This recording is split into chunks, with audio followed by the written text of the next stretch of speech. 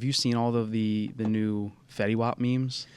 Yeah, the JBL speakers and Yeah, the playing JBL. Fetty Wap. Yeah, dude. They're That literally sprung up the killing last me. like 2 days. Yeah, yeah, and like what a great song, dude! It's just so funny. didn't even pick the right and song. like now, no, but I love it because it's just the beginning. It's like, yeah, baby, and like, bro, I've been listening to That's it all every week Fetty Wap now. song, though. Yeah, I know, but still, I think I still have 2 Fetty Wap songs in my playlist. Oh man. Fetty yeah, but Wap. they've Trap been Queen and 679. Yeah. 679's a shit. Yeah. Oh, that one is really good. But dude, all of those have been so good. There was one with John, the guy who played in The Office. Mm-hmm. He's like Krasinski. Yeah. He played in some movie where like you have to be quiet. Oh yeah, and like the Quiet daughter, Place. Is that what that is? A Quiet Place. I haven't yeah. seen it. And Oh, my the bad. little kid. No, so They're on like the train tracks or something. they're going across a bridge, and the kid in the movie's got a little space shuttle, and it makes noise, and Yeah. he's playing with it, and that pissed me off. I haven't seen the movie. I've seen that clip, and I forgot about it until that fucking meme reminded me of it, and then I went back and watched the original one. And Dude, it's so good. The kid's just like, yeah, baby, I want you to be mine. He's holding this little, and like instead of it being the ship, it's just it's a little JBL speaker. The other one is good, like where like George Washington crossing the Delaware, blasting the JBL speaker in 1400. my friends have been sending me multiple. There was one. It was that scene from the first Spider-Man with Tobey Maguire. Yeah. And Aunt May's like in her room saying her prayers. She's got a picture of her, of Uncle Joe. Uncle Joe? I can't remember. His name. My dad's gonna crucify me. But yeah, it's a Green Goblin showing Aunt May. There's a rolling up showing Aunt May, rolling up, blasting his JBL speaker. And it's the scene where like the wall blows open and he comes through. It's just I want you she's sitting to there. be mine. You just see her sitting there, our Father who art in heaven, hallowed be thy name. And you just hear in the background, yeah, baby. And the wall blows open. Dog. It's so good. The music gets loud. It's so good. I love it. I love the internet. I love the memes. I love that the internet just latches on to stuff. Where like Uncle Ben, yeah, you've been justified. But dude, the internet, the power of the internet is kind of nuts. Where like, just with like memes is a good visual of where like you can just take a song that like so old, way out of relevance, a great song, but and just man, and the internet just runs with it. It's so good. Yeah. I'm enjoying it. I think it's weird what the internet will latch onto. Right. Like completely random. I showed you that industrial like adhesive and repair company. Oh my God, yeah. What was that?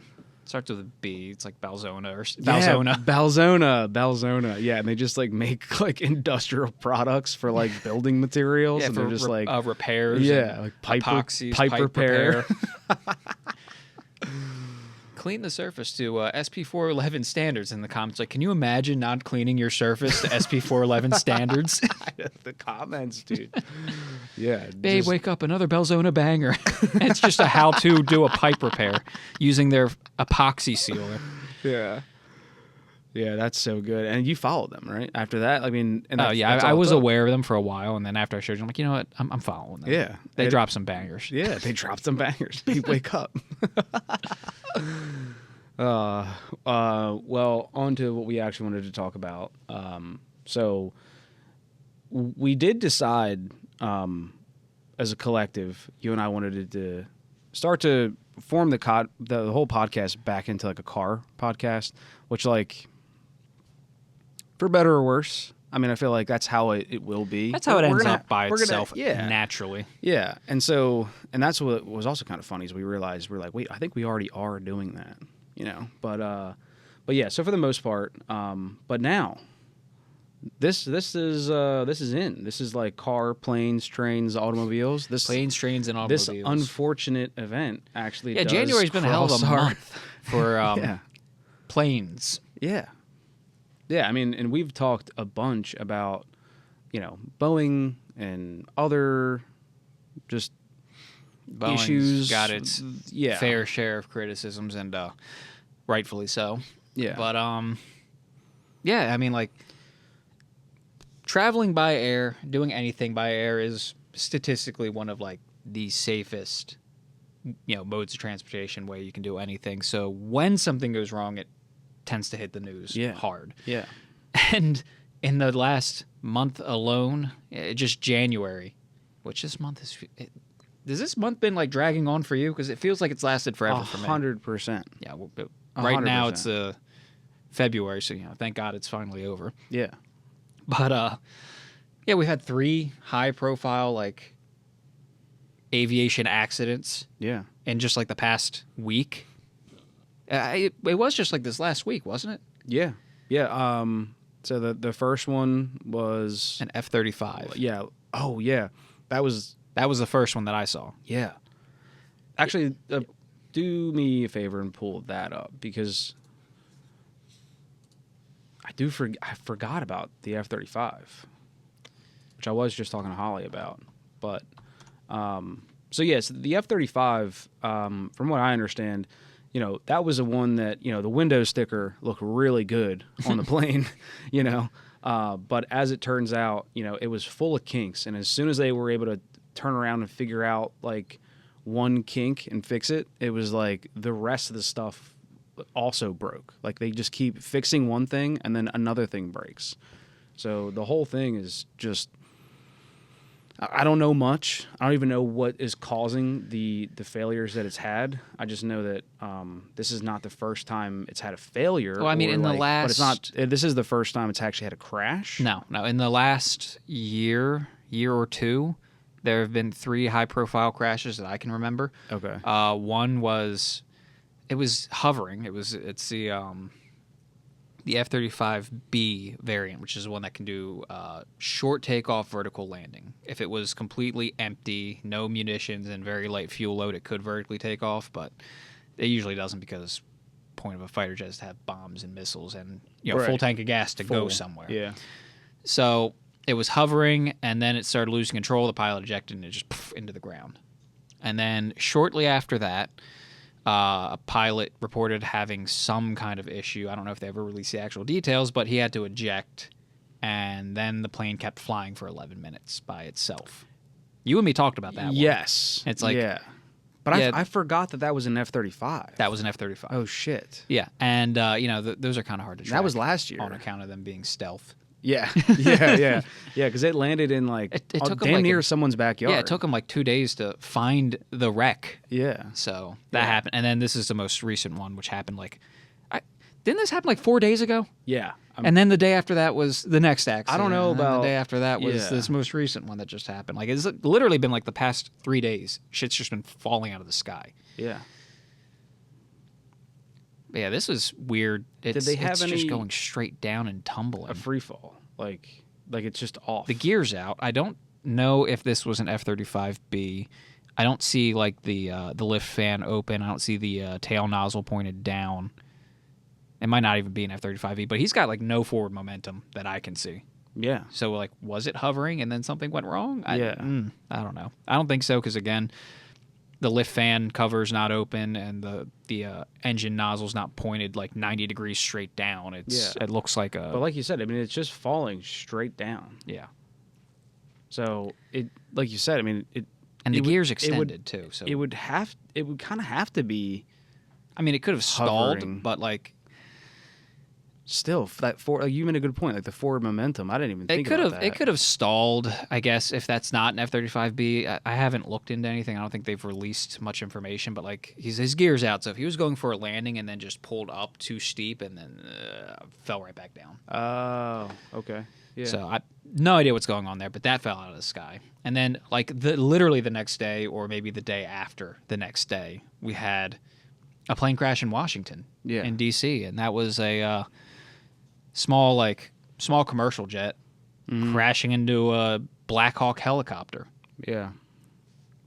And then the day after that, a Learjet crashes into in Philadelphia. Yeah. Into what you said was Roosevelt Boulevard. Yeah. Yeah.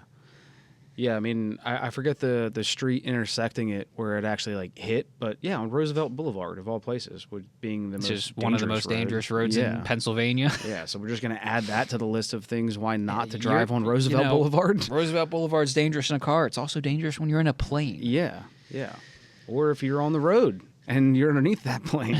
And luckily, so as I know, no one was hurt on the ground. I mean, I think some people were hurt. No one was killed. I think some people were hurt during it, but yeah, obviously the people that were on the plane have passed. Yeah. So the only one of these accidents where the anyone on the plane survived was the F-35 because the pilot ejected. Yeah, yeah. And I'm sure a bunch of people have already seen it, but if you go to Safari, I have the Instagram open. I just sent it. If you go to the bottom, The dash cam. Yeah, this one's nuts. This is a Dunkin' Donuts where, I mean, that's crazy. And that guy's getting the hell out of there. Yeah, dude. That's insane. And then if you go back, there's another video as well that has 2 different, like, Ring doorbell camera views of it. Like that. It looked like he was rolling into the ground. Fuck yeah. Comes out of the clouds and just wham. I mean, if you see something like that, like, this is like apocalyptic. Like, just that scene on its own is like, holy fuck. This came out of like one of those early 2000s found footage movies. Yeah. Like Cloverfield. Yeah. Yeah. Yeah, no, for sure. Yeah, very scary. So I don't know much about this. You and I were just talking about it off. Yeah, we were just talking about going skydiving next week, right? Yeah, fuck you. Hey, look, at least you have a parachute. Yeah, dude, I'm not going on a leisure flight anywhere. Like I'm boycotting this. I'm not gonna lie to you. I'm boycotting flying for a while. I'll get to, we'll bring this up later. I do want to just kind of talk about this plane. So like this was like a medical plane that was leaving Philadelphia, heading back to Mexico, I believe. Yeah, that's what I've heard. That's what I've heard.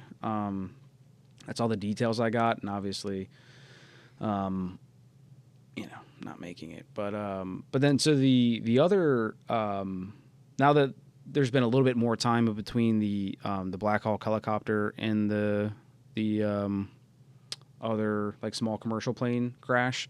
So the details that have come out from that now, and they've released all of the conversation between air traffic control and so the pilot of the Black Hawk helicopter requests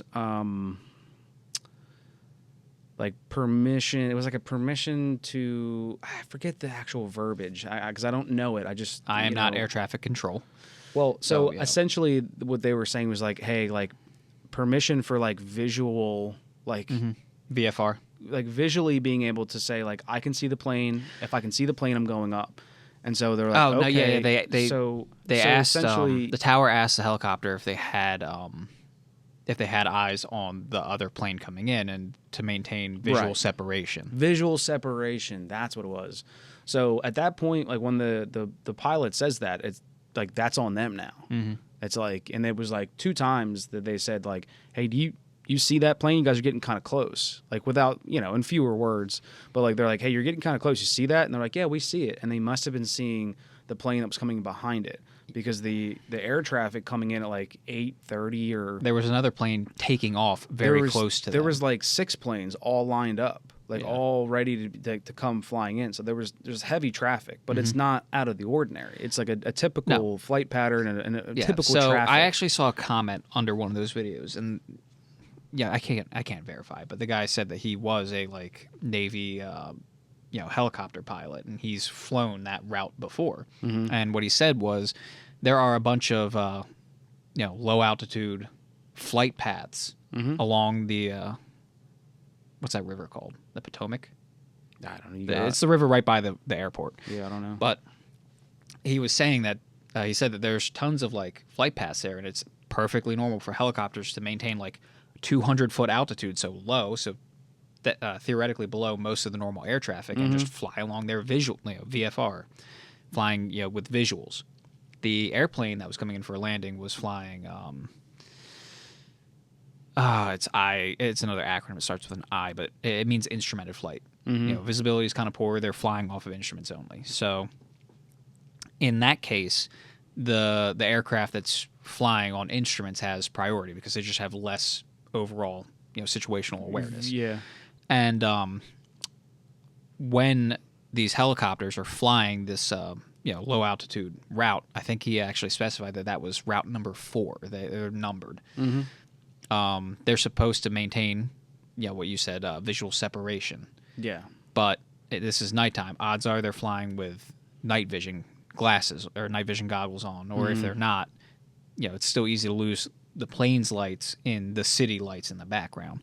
And people have shown the 'cause you have those apps that track all the flights, and people have looked at that at the time of the accident and all that, and seen where the other planes were.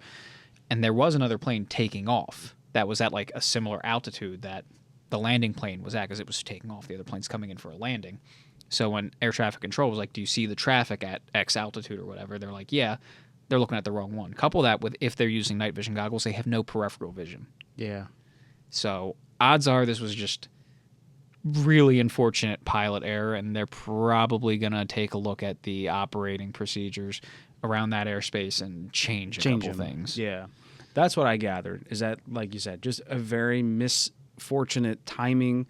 It's a stacking of errors. And error. Yeah. So, yeah, it's unfortunate, man, but... Now, as for the plane that crashed in Philadelphia, we still have no clue. Yeah, that one's fresh. As it were, I believe it was happened last night. So yeah, I saw videos of that.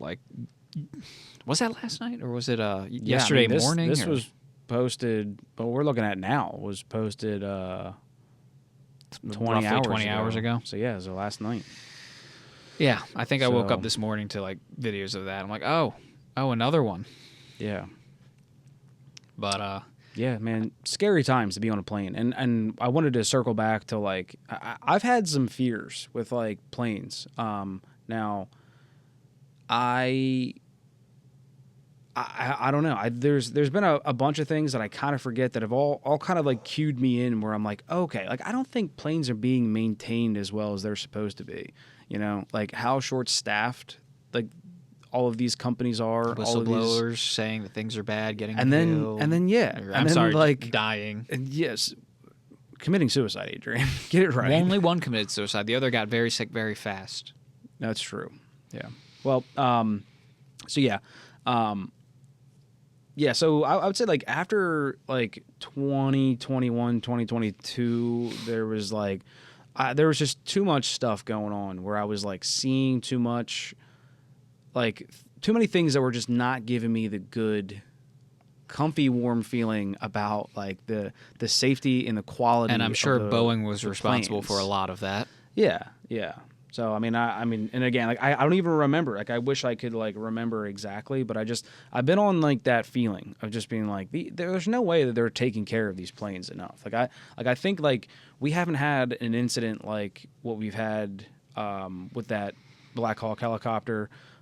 Or actually, no, we've actually had, a small Learjet like this that just crashed in Florida, right? Probably. Right onto the highway. Remember that? Probably. Yeah, it was one of the things we can get to talk about on the other podcast. But there's just too much stuff happens, and then we just forget. But yeah, so there's these Learjets go down a lot. There's a lot of times. I know there was one in North Carolina. I think there was one in Florida. So, I'm not saying that I'm surprised, but, this one's surprising because it came in like a fucking rocket.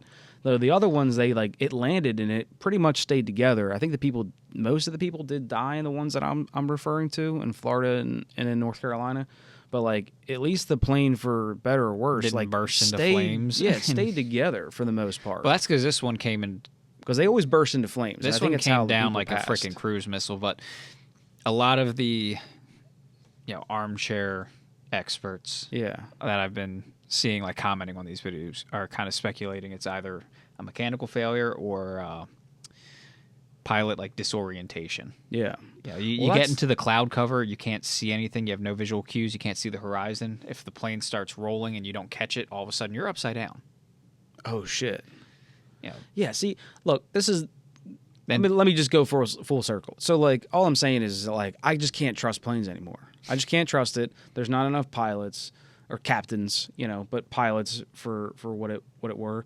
There's not nearly enough mechanics. Like they're like completely understaffed. Planes are missing all of their flights. Like the flights were all backed up before. Remember like the whole bailout thing and all the money went to the airlines, but like none of the money actually went to the people like working at the airlines. Like that whole fiasco. So like I think that was like the first of like the breaking down of the structure that be of like all of these hardworking Americans that were like legitimately making flight the safest way to travel. And I think in just this short little time, we're living in historical times of it being where like flying is starting to like tilt towards the scale's moving towards being less safe. It's no worse now than it arguably? was. It's no worse now than it was at the the beginning of the jet age. I don't think so. Because like I think also like the last time that we had an incident where like a commercial jet had an issue like on U.S. soil that actually like was like bad was like decades ago. Like not like a because I think what happened to the Alaskan Airlines was that lady freaked out on the runway. That's what happened just recently. That we forgot about that. motherfucker is not real. That one. No. But like something similar. Where, like the plane was coming in. It was an Alaska Airlines plane landing, I think, somewhere in the States, and like as it was coming in, like the lady tried to open up the door, and like luckily they had gotten pretty low by the time she got the door open. That happened. But then Alaska Airlines also had the whole wall fall off. Yeah, but yes, that's true. That's the things I'm thinking about. The fucking door that went off, the door that got sucked out. There's all kinds of these things. On the exact that are like, same make and model and airliner that I flew when I went to the Philippines. Yeah, was that the one the door came off? Yeah, it was a Boeing 737 MAX on Alaska Airlines. That's what I flew out to the Philippines. Fucking shit. And that's the plane that had, door plug fly off. Yeah. Well, so this lady actually opened up the door, and then by the time the plane, I remember the that. plane. No, but just recently the plane got landed. I remember. And the lady hopped onto the wing and then hopped off. Yeah, dude, just look that up. It just happened like 2 weeks ago. Oh, did that happen like that recently? Yeah, no, this is not the one you're thinking of. Oh, okay. Is there more? No, because we talked about it a while ago. Someone like tried to open the door, and they were like, "Thank God we were below however many feet." Oh, yeah. Because it didn't actually open. So like this lady actually opened it and got off the plane like before it taxied. Like when she hopped out onto the wing, obviously it was stopped, but yeah, that's probably it. Yep. January 8th, yep. 2025. Couple days ago.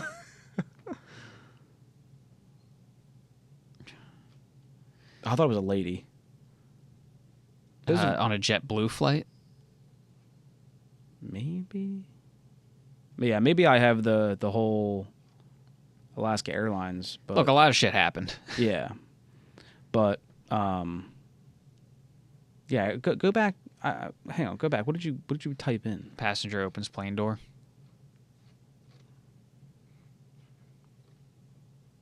At Boston Logan Airport. I mean, maybe. But there's a video of the person jumping out and walking onto the plane, like onto the wing of the plane.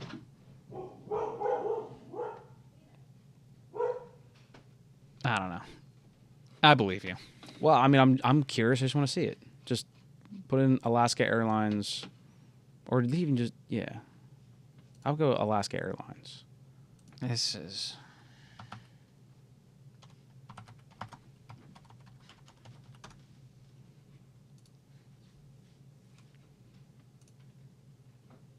Yeah, see, totally separate video. I knew it.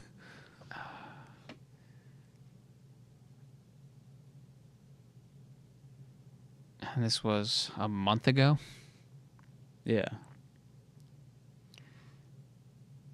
In Seattle.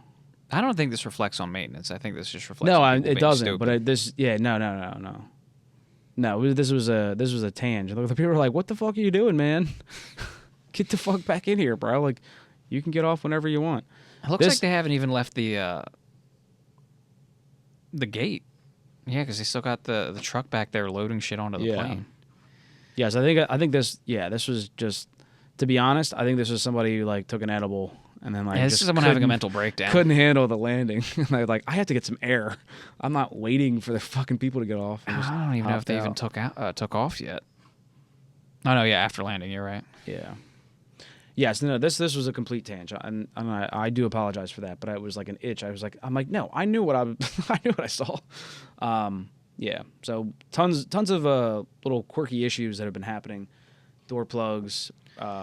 Was that cargo plane that like the engine just like blew out? You know. Oh yeah, that was like some yeah. Boeing cargo plane. Yeah. Surprisingly, not Boeing's fault that time. Yeah. They don't make the engines. Yeah. But either way, my point is just like it just obviously, you know, and also like I know like some of that kind of stuff always happened and we just never had cameras to or like video, you know, to just like keep up with this kind of stuff. So I know that kind of quirky little things like that does happen. But yeah, like pound for pound, I feel like now more than ever. And I'm not saying that it's still not safer to fly in a jet than it is to fly or to just drive a car, you know, as far as transportation goes. But I think now more than ever, the scale is kind of tipped towards a little bit more unsafe. Our planes, pound for pound, are planes a little more unsafe today than they were tomorrow? I don't know. I think yesterday? we've had a bad run for the past week. We have to see how this Yeah. shakes out. Yeah, but I mean, I think it's been decades since like an incident like the Black Hawk helicopter. Yeah. Like that's been Yeah, I mean, that's literally been long. decades. Yeah. Yeah. So, which is you know akin to it being a very safe way of travel. You know, It's just unfortunate that happened while everything else is happening. I know. Yeah. So when it rains, it pours. Yep. All right. Anyway, Well, I think yeah. So I've had enough upsetty spaghetti. Yeah, upsetty spaghetti is all. I'm done with the upsetty spaghetti.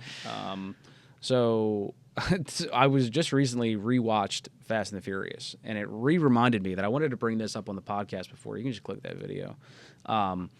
So this is the pop the hood scene for anyone who knows Fast and the Furious. So he owes him a 10-second car. Now you got to back it up. You're fucking this up. Right there. Yeah, just pause it. Yeah, so this is the pop the hood scene. So this is when, you know, he now owes him a 10-second car. Mm-hmm. He's like in a 10-second car. No, you guys all should know. So Yeah. he owes him a fast car. So now he shows up with this like abomination of a target top Supra, the Supra, The hero car. the hero car. This is the that it orange becomes. Supra. Yeah, the orange Supra. And he's like, no. Like, you guys are writing this car off already. Pop the hood. And he pops the hood as if, like, we're going to see, like, a 2JZ GTE. GTE. Mm-hmm. So the turbo version. T like a very, is for turbo. yeah, the higher horsepower, The high 2J. capability. It's the yeah, like 2J. the top tier, 2J. So instead, he pops the hood, and what we find is not so much that.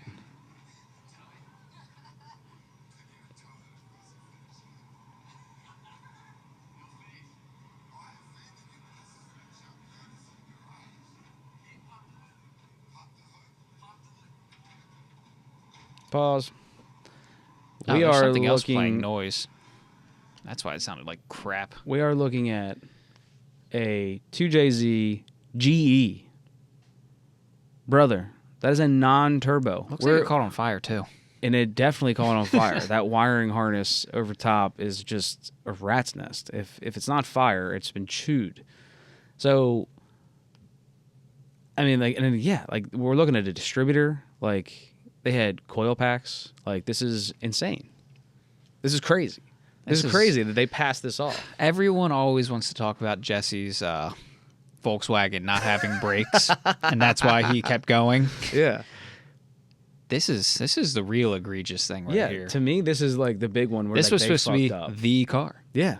This is the 2J turbo, Yeah. 10-second Supra. Yeah. And like all I'm not saying a is that 2JZ like GTE. if they couldn't get, because I get like, you know, it might be kind of difficult to find that expensive and that sought after of an engine. Did they ever show the with- underhood of the orange car? Oh, like when it's all finished? Yeah. I don't think so. Probably because they didn't have the budget to show it.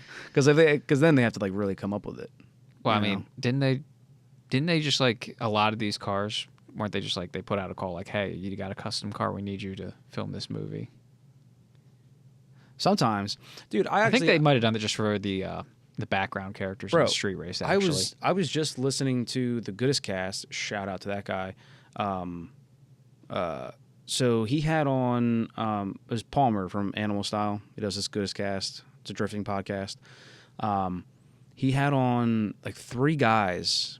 And I don't remember any of the 3 of their names. Forgive me, but one of the guys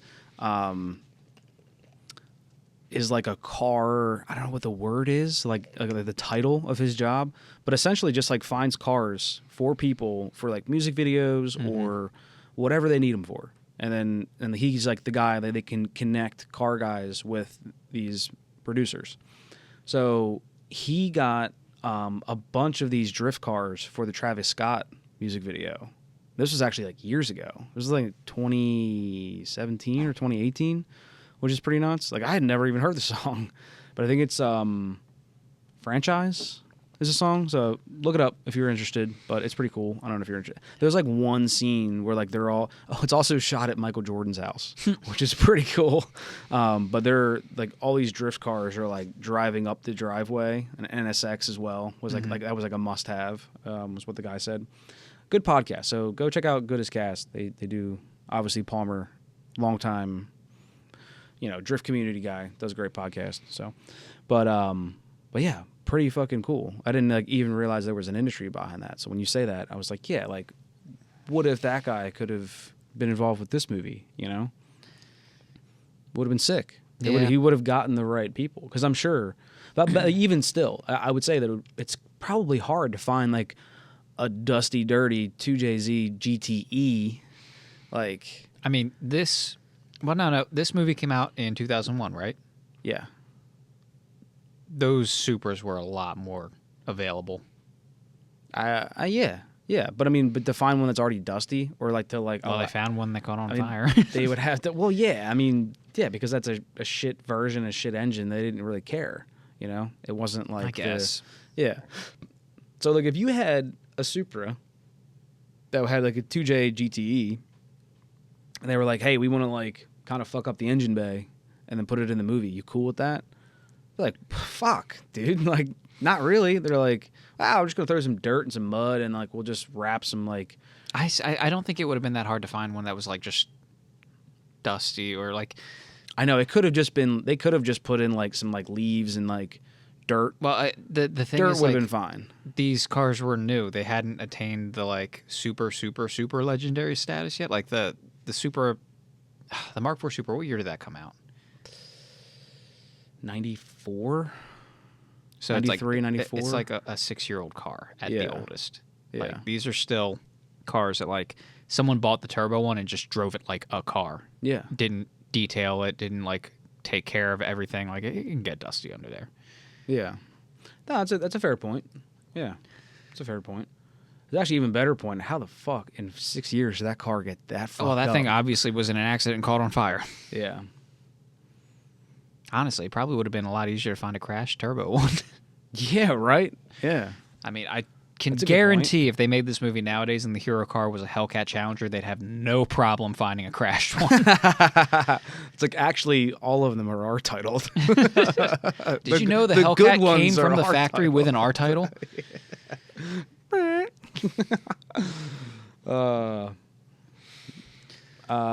Yeah, so this, but also, this was like a 2-second scene that like most people missed, and like it took me watching it 50 times. I didn't realize it until you pointed it out. Yeah, I just watched it so many times that I was like, wait a minute, bruh, like what the fuck? So yeah, and like with it being like a 2-second scene, it doesn't even need to like look this bad. Like it could have just. They could have literally just been grabbed dusty. a bucket of dirt and threw it on the engine. Just like the fine dirt that you would find in California, and just like, and like boom, there you go. And like Now it could have been tired it could have and been dusty. a different car. You could have had like a fucked up shell on the back of the truck, and then And then like, for the zoomed just- in shot right for the here. zoomed in, it's just like a dusty, nice engine, and just been like, oh, you get that all, Yeah. It would have worked. It would have worked. Should we make a movie? We could at least like consult on a movie. Yeah. I think you and me. This is could our do this is a our lot better. audition tape. This is it. You and me could do a lot better for ensuring like continuity and correctness when it comes to all things Definitely. cars and firearms. Because Yeah. Hollywood's really bad at that. Fuck yeah, definitely. Yeah, there's been a couple things that I've heard in movies where they're like, no, like there's like actors that are like a bit grounded and like no cars, and they're like, nah, you wouldn't have that. You would have this, and like they tweak it a little bit. I like hearing that. They never get it like exactly their way, but I've heard that like people getting to kind of have it their way, like the right Burger way. King, have it your way. Shout out, Burger King, have it your way. Yes. Do they still say that? Is that still the saying? That's still Burger their thing. King, have it your way. Interesting. I guess it kind of makes sense because McDonald's is still keeping they don't switch that up. No, they've been. But Taco Bell switching it up. has. McDonald's. The Taco Bell dog? McDonald's switches their shit up every like 10 years. Yeah. Yeah, it's ba ba ba ba. I'm loving it. And before that, it was we love to see you smile. Oh, for real? You don't remember that? I'm a ba ba ba generation. No, you're not. For real? No, you're not. No, back in the early 2000s, still, it was we love to see you smile. I was 6. So was I. And you remember this? Yes, I remember seeing the commercials.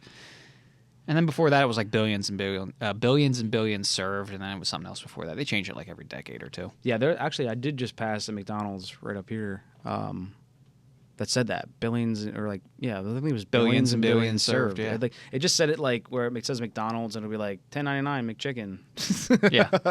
Yeah. Which is an accurate price today. But instead, That's not a joke. It just said. Yeah, that's a Billions and holdover billions from served. 2 slogans ago. Interesting. Yeah. Yeah, they're like, we have nothing else to put up there. Let's put up this. Hey, I mean, they care. And They're like, that's the old slogan.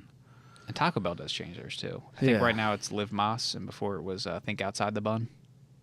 Oh, yeah. But then before that, it was the Taco Well, yeah, Taco they had Bell. the dog. Yeah. Yeah. What Taco did Bell he dog. say? He said Taquero Taco Bell, something like that. Yeah, Something in I don't Spanish. speak Spanish enough to know what he Yeah. actually said. I'm fucking that up for sure. My fault. My B. Yeah, so I just, not to tangent on this too long, I had to bring that up. I had to tell the boys that this movie has been living a lot. And I've held this movie to like a good two Jay-Z no shit. No one's bringing up that it's not even the 2JZ GTE. Oh.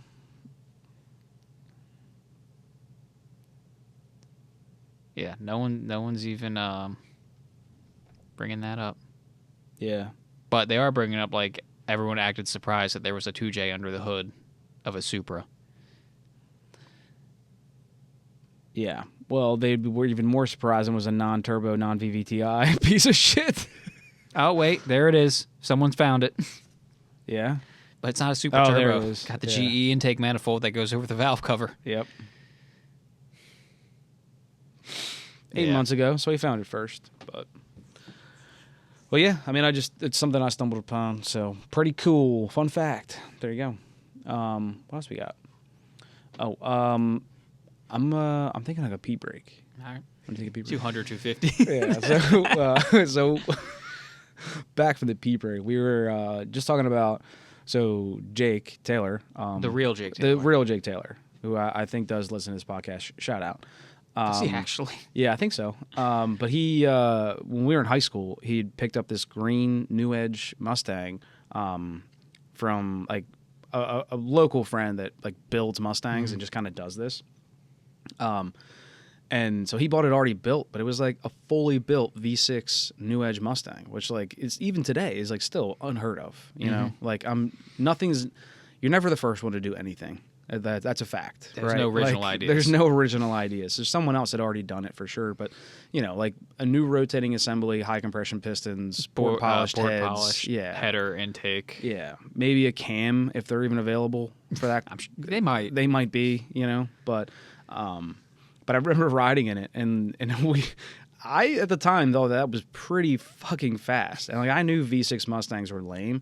And he took me for a ride in it, and I was like, "Holy shit!" But again, we were just mentioning all the podcasts that I was dealing with, like maybe like 90 horsepower. Which car did you have at the time? I had the green Civic. Yeah, So- 126 horsepower at the crank when it was new. Yeah, in 1992. So, I mean, that engine had tons of miles. It wasn't smoked even like the a original. champ. And it wasn't even the original engine. Like, so, you know, I didn't know what fast really felt like, you know. So hopping in it, I was like, golly. Yeah, so to be generous, what we were talking about is like 200 horsepower, 250 pound-feet of torque. Yeah, and I was like, golly, brother. Like, Damn. what the She got some stank on her. Yeah. Yeah, and then also I remember my friend Cody Novak had a 3000 GT. I think I remember that Yeah, car. I think it was a turbo car. I think it was just automatic. Which No, was, I remember maybe one it of was our manual friends, I forget non-turbo. who it was, but they had an automatic NA V6 3000 GT, and I remember I raced it in my automatic first generation low compression CRV, allegedly. No, we totally did a gentleman's race up to the speed limit because we're not going much faster. and no one's breaking a tire. And I remember he beat me because, you know, it's a 3000 GT versus a fucking CRV. But it was a lot closer than it should have been. Yeah. That was such a fun time, like being a kid and like kind of figuring out like that was in an era too. Like, I don't know if it's still that same way where like kids get cars and like most of us aren't even sure what we have, you know? And so like new car, like you're seeing these cars, like you're like, oh shit, like you have that? Like that's what you know, it's like, what'd you pick? Kind of vibe, you know? And you get to kind of see it. Ah, man, like that high school era was so fun. Yeah. I remember I would race anyone in my CRV because, you know, what do I have to lose? Yeah. Even if I lose, so what? You beat a CRV. Yeah. And if you win, You lost to a CRV. well, speaking of winners and losers, so we wanted to go into the Rolex 24-hour Daytona 5 or not Daytona 500. but Daytona 24 hours, the Rolex 24 hours at Daytona. Yeah. So it was very interesting. This happened during the week, and I don't have cable, and it wasn't on TV for me. Yeah, I learned about it from the memes. Yeah. But yeah, so the rivalry between the BMWs and the Corvette. I don't know exactly what these teams are exactly or who's like sponsoring the teams, but by now I'm sure everyone's seen it, but we wanted to cover it and just kind of give our 2 cents. Yeah, so I mean, I don't think that there's necessarily like anything special about the rivalry beyond like the natural rivalry of the different teams. Right. But what happened, I believe, because like I said, I didn't actually see it myself. I've just seen people recapping it. Mm-hmm. Was you've got 2 BMWs and the Corvette all clustered together around one turn, and I think the BMW that was in front of the Corvette was actually like a lap down. Yeah. And Yeah. Essentially out of contention. race It's rules not are you're in- supposed to give way. Yeah. Instead, he basically slams on the brakes, tries to stop the Corvette so his Around a teammate turn. can get around both of them. Yeah. And that's kind of a no-no. But the guy in the Corvette, I forget his name, but he ends up getting around the BMW and making contact with the other BMW that was forcing going his around. way But around. he stayed in front. And the viral clip was later down one of the straights. He's giving him the one finger salute out the yes. out the window as he goes passing that BMW yet again. Yeah. Yeah, and then also in that race, there's another little altercation, I guess, where the Corvette then spins out that other BMW around the turn. No, it was a racing incident. No fault, Yeah. a little Rubbins racing, and the guy in the BMW just couldn't take it. Yeah. It's a skill issue. All I'm seeing is skill and You get a little issue. bump, and if you can't, resettle the car and stay on the track, that's a skill issue. Yeah, that's your fault. Yeah, it was it's fun to see because I also agree, like, It was just a little bump draft. That's what it looked like to me.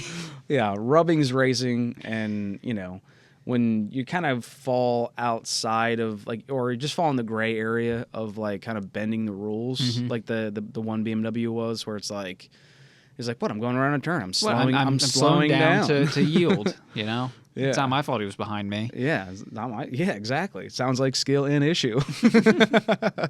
Yeah. I mean, it seems like it works both ways, but that's what I love about racing and just like this,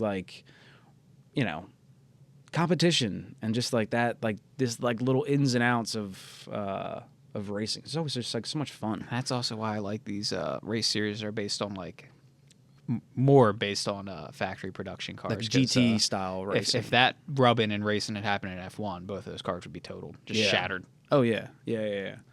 Yeah, the higher level the car, I mean, the more fragile it gets. But yeah, I agree. I've also always loved the GT style racings. I just, even the GT like cars, like GT3 and all That's that, what I'm saying. They're not close enough to factory for my liking. I would prefer them to be more factory. Yeah. Like let's go back to the 80s like and 90s. Yeah, like these cars are not close enough. They're not close enough. Yeah. Okay. Interesting. Yeah, these are the ones I've always loved.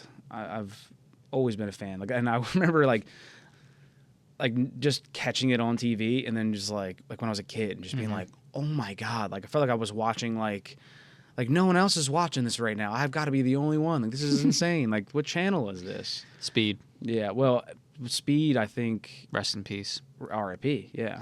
But I think I was gonna say I think like Speed was already gone by then. A lot of times like these kind of races weren't on Speed. They were on Speed on occasion when they were. That's what I'm saying. It's hard for me to remember like what was actually on TV, like which stuff was actually on which channels. But I was also blessed with growing up with Comcast with all like your mom worked a million for Comcast. Comcast, so you had all. So I might have been channels. watching it on a wild channel. But yeah, no, it was fun to kind of catch up on some of these clips. I watched a recap video and it was pretty eventful. If you were there, this was pretty eventful.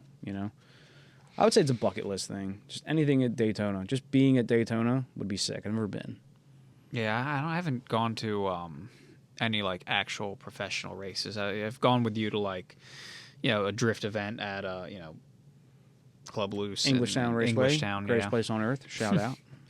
And I did go see a sprint car race once. That's cool. Also sick. Where they're like drifting around. In the dirt. Yeah. And they got the massive wing on the roof, and it's so big that they actually lean, like, they lean into the turn. They don't lean the way you expect it to. Yeah. But the size of the wing and the area on the side actually pushes the car the other way as it goes sliding sideways. Yeah, those like any of like the circle track racing, it's crazy when you see those cars like just sitting by themselves, like stopped. You see the crazy alignments. Like it's crazy. Like, one wheel's damn near off the ground. Yeah. And like the toe and everything is crazy. It's like all of the alignment stuff that they figured out. Just small advantages. I mean, that's racing. Did you see that old clip? It was like some Japanese clip of these motorcycles racing around a circle track, and they got like a super sport, full-on race bike, a dirt bike, and then they got this goofy-ass looking bike. It looks like not a Sportster, but like whatever the Japanese versions are, Yamaha, Kawasaki, whatever. Yeah. And he's got like one handlebar up like this and one down like this and one foot peg up, and it looks like a cruiser. It doesn't look like an actual race bike. And then they get going around the circle track, and and then it all makes sense. And he just starts walking away from them all. Oh, shit. Dude, I feel like a bike on a circle track, that's got to be the most uncomfortable thing ever, because I think like from the little bit of experience that I've had with bikes is like you're fidgeting all the time. Like you're always kind of like just coming up off your seat a little bit, where like you just kind of want to like get comfortable, and like even if you're in like a NASCAR or any kind of circle track, if you're just in a driver's seat, like you have that, even at like 180 miles an hour, like you kind of have this like, look at this guy, a little bit of a fidget. Oh shit. Yeah, those handlebars are unique. And I think the foot pegs are asymmetrical, and then you've got like race bikes. Right. They're just set up properly, like normally. As far and then as some motocross. See. Yeah.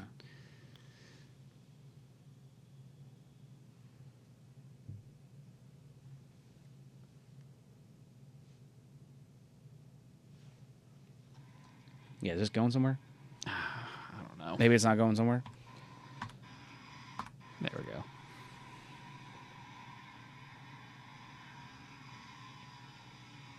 Yeah, it's just a circle track.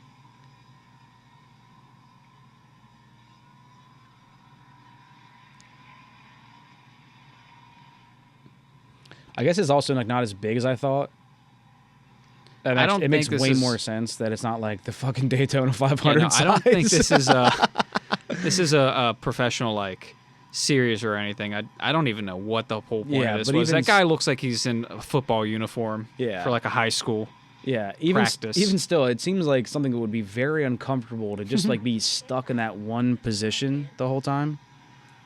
Siri listening to us? Yeah, the government's trying to check in on us.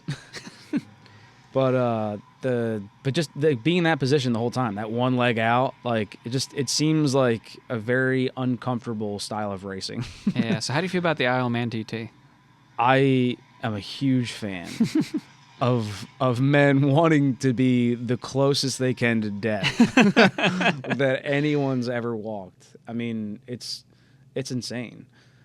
Honestly, that's a good segue as well. I mean, it's off topic, but on topic now. We've already tangent. Oh yeah, there he goes. This crazy handlebar dude. And that's like that's a straight up like, dude, look how much one he's got. Cruiser. He's got a good lean on that little bike. But the they're handlebars all like make sense. And he's just look at the handlebars. Like he's like, but see, that's again like going into the comfort of where it's like he's probably the most comfortable. Exactly. It's got to be so uncomfortable because like he kind of is holding this like. And look how skinny his tires are. They're they're on like big meaty racing tires, and he's his front tire's fat.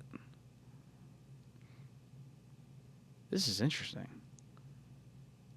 Yeah, I saw this thing. Good idea to bring this up. I saw this years I love this. ago. This is in like Japan. This is awesome.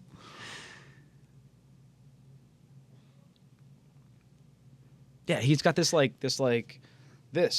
he's like elbows in. He's got this like. Yeah, he's just kind of instead of it being like a weird. Yeah, no, this is cool. Yeah, and it's cool that guy like decided to do his handlebars that oval way. super battle. That's good. what it says up in the corner. Yeah. Yeah, it's fucking sick. Checkered flag, baby.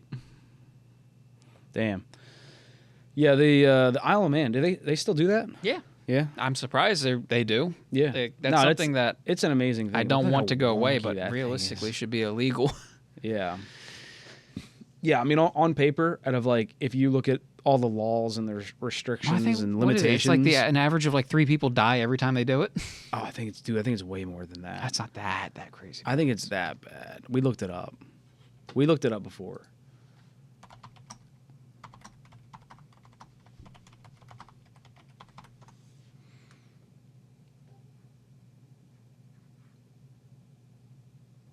So right there, hit the drop menu right there. It's telling you how many people. 10 people died. That's just giving you like random, like how many people died. Yeah. But yeah, I thought someone did the math and it came out to like 3 per race. What is the most deaths of a year? Oh, I'm just most deaths in 1 year is in 2005. 10 people died. Yeah, so 10. So okay, so that's not the you're average. Probably right. You're right. So like, let's just call the average like 3. If the most is 10, this average, random Reddit post says 2 to 3 people die each year on average in the Isle of Man TT. Yeah. Okay. No, you're right. That's still a lot. That's dude. Like for a competition, it's like like 1 to 2 to 3 of you will die. Yeah, like some of you will die. That's the risk. That's a sacrifice I'm willing to make. Yeah, the Shrek. Lord Farquaad. Lord Farquaad. But yeah, I mean, imagine if like that was the statistic for like NASCAR. Yeah, they'd be like it'd be done. It would be over. Yeah. Yeah. Or F1 or any 24-hour style. Le Mans. Yeah. Right. Yeah. Yeah, man, it's that shit's nuts. Yeah, and like just to see like these bikes on their ragged edge of like hitting a hill and they just like come a front tire up and the back tire just gets a little light and then it just comes down and you see like the wiggle Like, and like they're not losing any speed wobbles myself. Like yeah.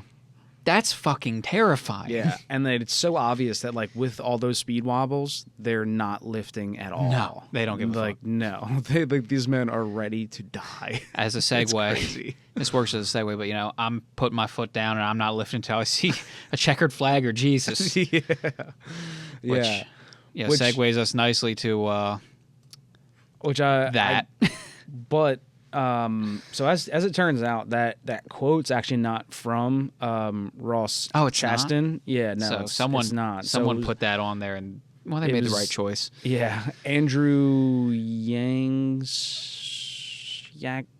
Can you look that up for me? Because now you brought it up, so.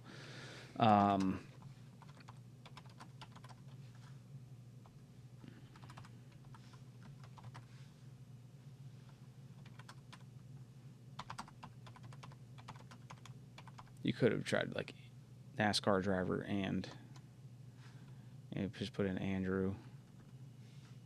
Oh, I was just gonna look the whole quote up. I mean, it'll fix it. Whatever you. Yeah. Okay. Well, you said I'm doing what you said. I wanted you to look up. Is it close enough? That's close enough. Andrew something. Yarnell. Andrew Grady. No. Put an A, Andrew, and then no. Yeah, and then YAN.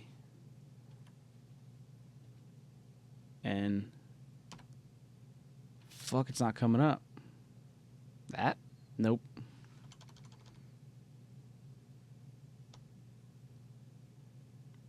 All right. Well, we might have to cut some of this out. Jesus Christ.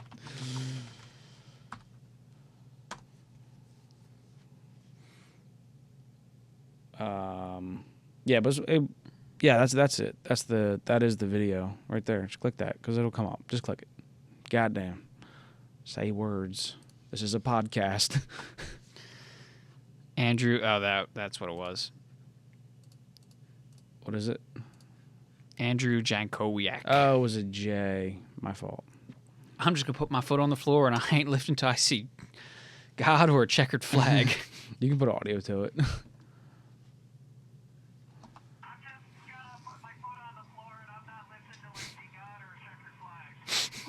My man. My man. Yeah, no, that's iconic quote. Yeah. But someone had the bright idea to overlay that audio on the video of yeah, there's a short Ross of Chastain doing the move that we all wanted to do and did do as children when playing video games. Yes. Yeah, so if you go back to that first video, maybe this will get to it. Yeah, there you go.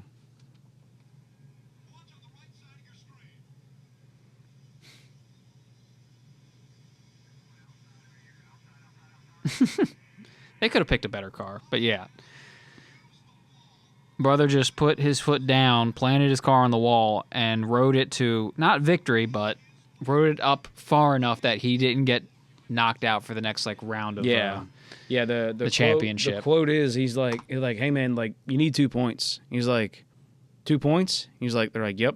I'm like, I gotta get him. And I was like, yeah, you gotta get him. He goes, okay. And then doesn't tell him what he's gonna do, and then just goes for it. And so immediately after this, NASCAR was like, wait a minute, there's not a rule for that? No, you fucking can't do that. We're making a rule right now that says you can't fucking use the wall to just make the turn. Could you imagine? Because, I mean, bro, he was going I think 30 miles an hour faster than everyone else. Yeah, I think that was the recorded speed. It was 30 miles an hour faster. Could you imagine, on the wall? That leads to an arms race where people put rollers on the outside of the car. Now everyone's just riding the wall as fast as they can. No way. There's no way you could put rollers on the outside of your car and then be like, what do you plan on doing? It's dude, it would just be dudes it would be a rail car race at that point. It's crazy. But no, the other fun fact is I think the guy he finished in front of. Hey, cheers to NASCAR fucking history. NASCAR right fuckery. Yeah. Oh man. But the guy that he finished right in front of, I think was the guy that he was battling for that last position, like qualify for the next round of the championship. Yeah. And because he finished in front of him, he knocked him out. Yeah. Yeah, dude, it's so good. But this is racing, man. Can't do that in so Formula good. Yeah. I did just see a little clip of, I don't know whose car it was. It was an F1 car, but in the front splitter on the inside of the wheel, there's a spike. And like the commentator was like, I remember hearing about that. yeah, and the commentator was like, yeah, anybody rubs up against him, that is an absolute puncture. Nobody better get close to him. And I was like, that's legal? I was like, that can't be legal now. Like, yeah, they you definitely get to do that once. you do that one season if you're lucky. Yeah. But I know that's going right out. Yeah, definitely. But yeah, all that shit's so cool. And like the old school, like Dale Earnhardt era of like they're doing inspections and they're checking their ride height and he's got his foot underneath of the front splitter, just like lifting it up, just like. Yeah, or I think good. it was Smokey Eunuch. There was a limit to like how big the tank had the to be. Fuel, I love this one. So he just put 30 feet of fuel line. Yeah. They took his tank out and he's just like tried to disqualify him. He's like, whatever. Then starts the car up, no fuel tank, and drives away. Yeah. Yeah, and I heard other like people talk about like Earnhardt and some other people had like done in the early days. They had like weighed the car down with like lead shot. Yeah, and just dump it on the track while they're driving. Well, I heard on the track, but I don't believe that's. I don't think that they dumped it on the track. I have a feeling they dumped it somewhere else. I think they. Yeah, because they didn't do weigh-in after the race. They did weigh-in before the race. Yeah. Yeah, so that's like a UFC fight, you know? Like you weigh in and then like you show up to fight and you're like, why are you 20 pounds heavier? Why are you fucking huge? And then Toyota did a little sneaky, naughty in rally racing. Yeah. Back in, I think it was the 90s. They had, there was like a rule that turbos needed restrictors on them to restrict the amount of total air coming into them.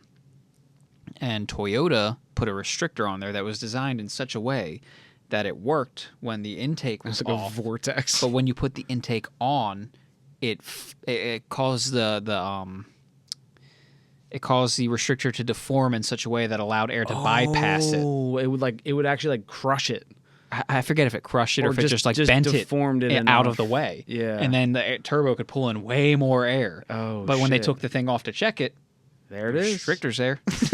That's amazing. Yeah, they got in trouble for that one. Yeah.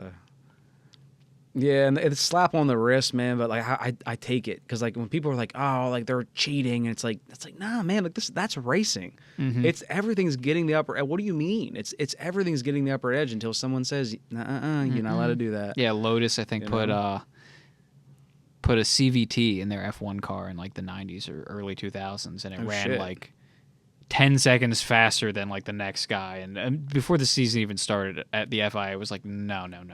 Oh shit. No, that's insane. I hate CVTs, but they put you right in the peak power band and you're there all the time. I mean, yeah, but it like purpose built. You know, purpose it's like, built. hey, you put it in a race car. You know, we said the same thing about like flappy paddle. Yeah, dual clutch is faster than a DSGs. manual. Yeah, It exactly. is. Yeah, it's like no, like if you buy one, I'm gonna make fun of you, but like if you are making a race car and like you're on the track, it's like, it checks out. Yeah. Yeah, even like a straight line car, it's like if you were gonna buy a Mustang today and you want to go straight line, You're getting brand new, the 10-speed. You're getting the 10-speed. That's it. Getting the 10-speed. If you're a real man and you just want to actually enjoy driving the car like God intended, you're getting the manual. Yeah, and see that's kind of where I'm at too. Like I've always never had an interest in being the fastest. I like going fast, but like I like driving. I don't want to I don't want to be the fastest. Like I would like to be fast and be enjoying like the competition or like the struggles or the difficulties of like shifting and getting every gear like. I'll quickly and properly. sacrifice that half second to 60 just to drive the car. Right. Yeah. Yeah. Yeah. And not have like the disconnection from like a flappy paddle. Yeah. Or it's crazy. automatic at all. Like, yeah, it's better. It's objectively and measurably better in just about every way. Yeah. I don't care. Don't care. Yeah. Don't care. Just because it's better doesn't mean it's right. But hey, speaking of that, I know that you've kind of put a cold shoulder to it, but the new Mazda RX-7. It's a concept for 2025. We'll see. They've also been calling it the RX-9. If they call it the RX-9, I'm okay with it if it fucks up. Because I've said this before. I was like, I'm fine with it being. I like these two videos that I pulled up. They're like very good renditions. And then I also have the Mazda. Well, Mazda also I have the Mazda website up as well. Yeah, the Vision, the RX Vision concept. Yeah, should we play that? You want to play it? I don't know if there's a good spot. I'm gonna have to play the whole thing. You want to like kind of pedal through it for a second, and I'll just like talk nonsense for a second. So my theories of how this goes, I have a feeling it definitely doesn't end up looking like what Mazda has. What Mazda is portraying on their website, if you look it up, it reminds me of the SLR, right? Is that what that or The SLR McLaren? the McLaren? Yeah. It has that body line, which I'm happy with. If they call it the RX-9, because like that's not what the RX-7 was, and I'm like, that's always been our issue, you know. We've said it before, but like the new Acura Integra, great car, not an Acura Integra. Yeah. It just sucks that it's stealing the name, and you know. But on the other half, like I mean, I think this is better than the video, by the way.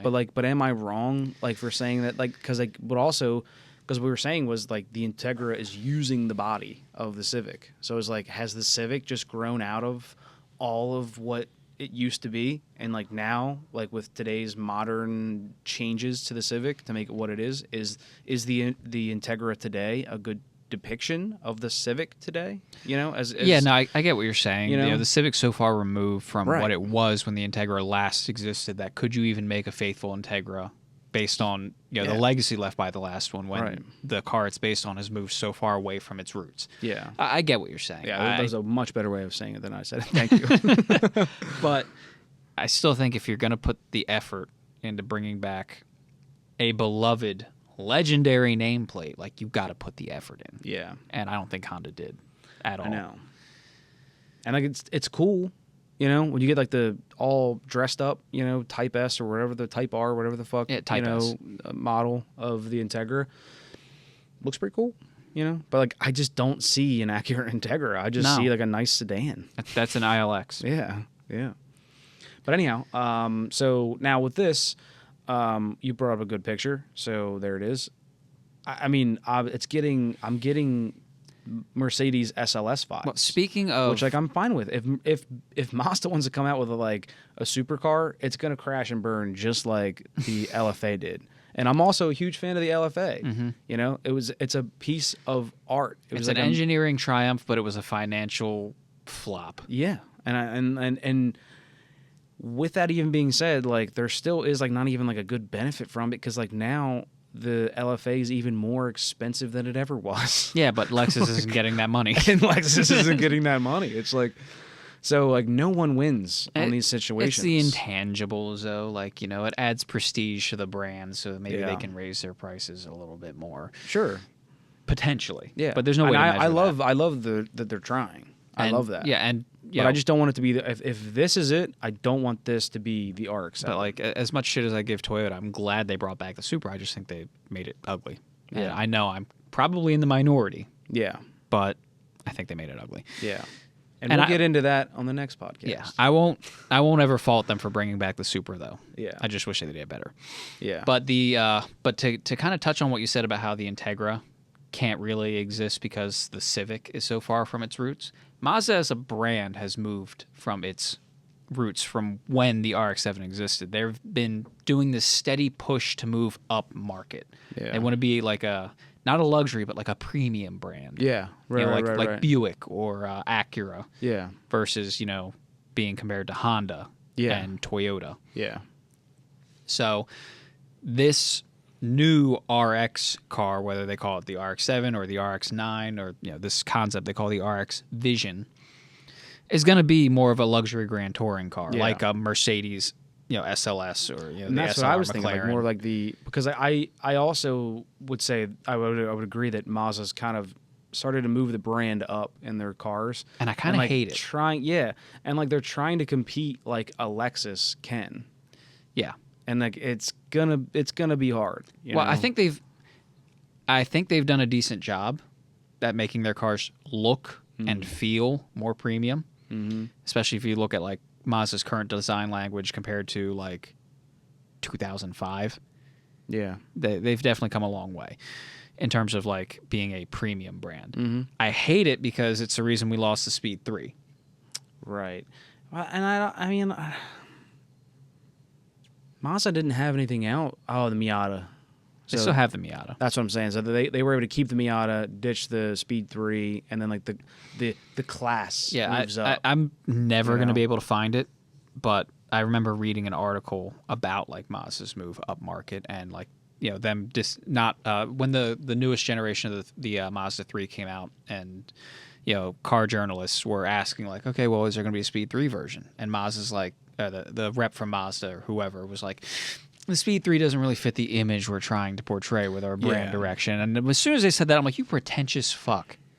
Like, that immediately soured me on Mazda a bit. Yeah. They still make a decent car. Yeah.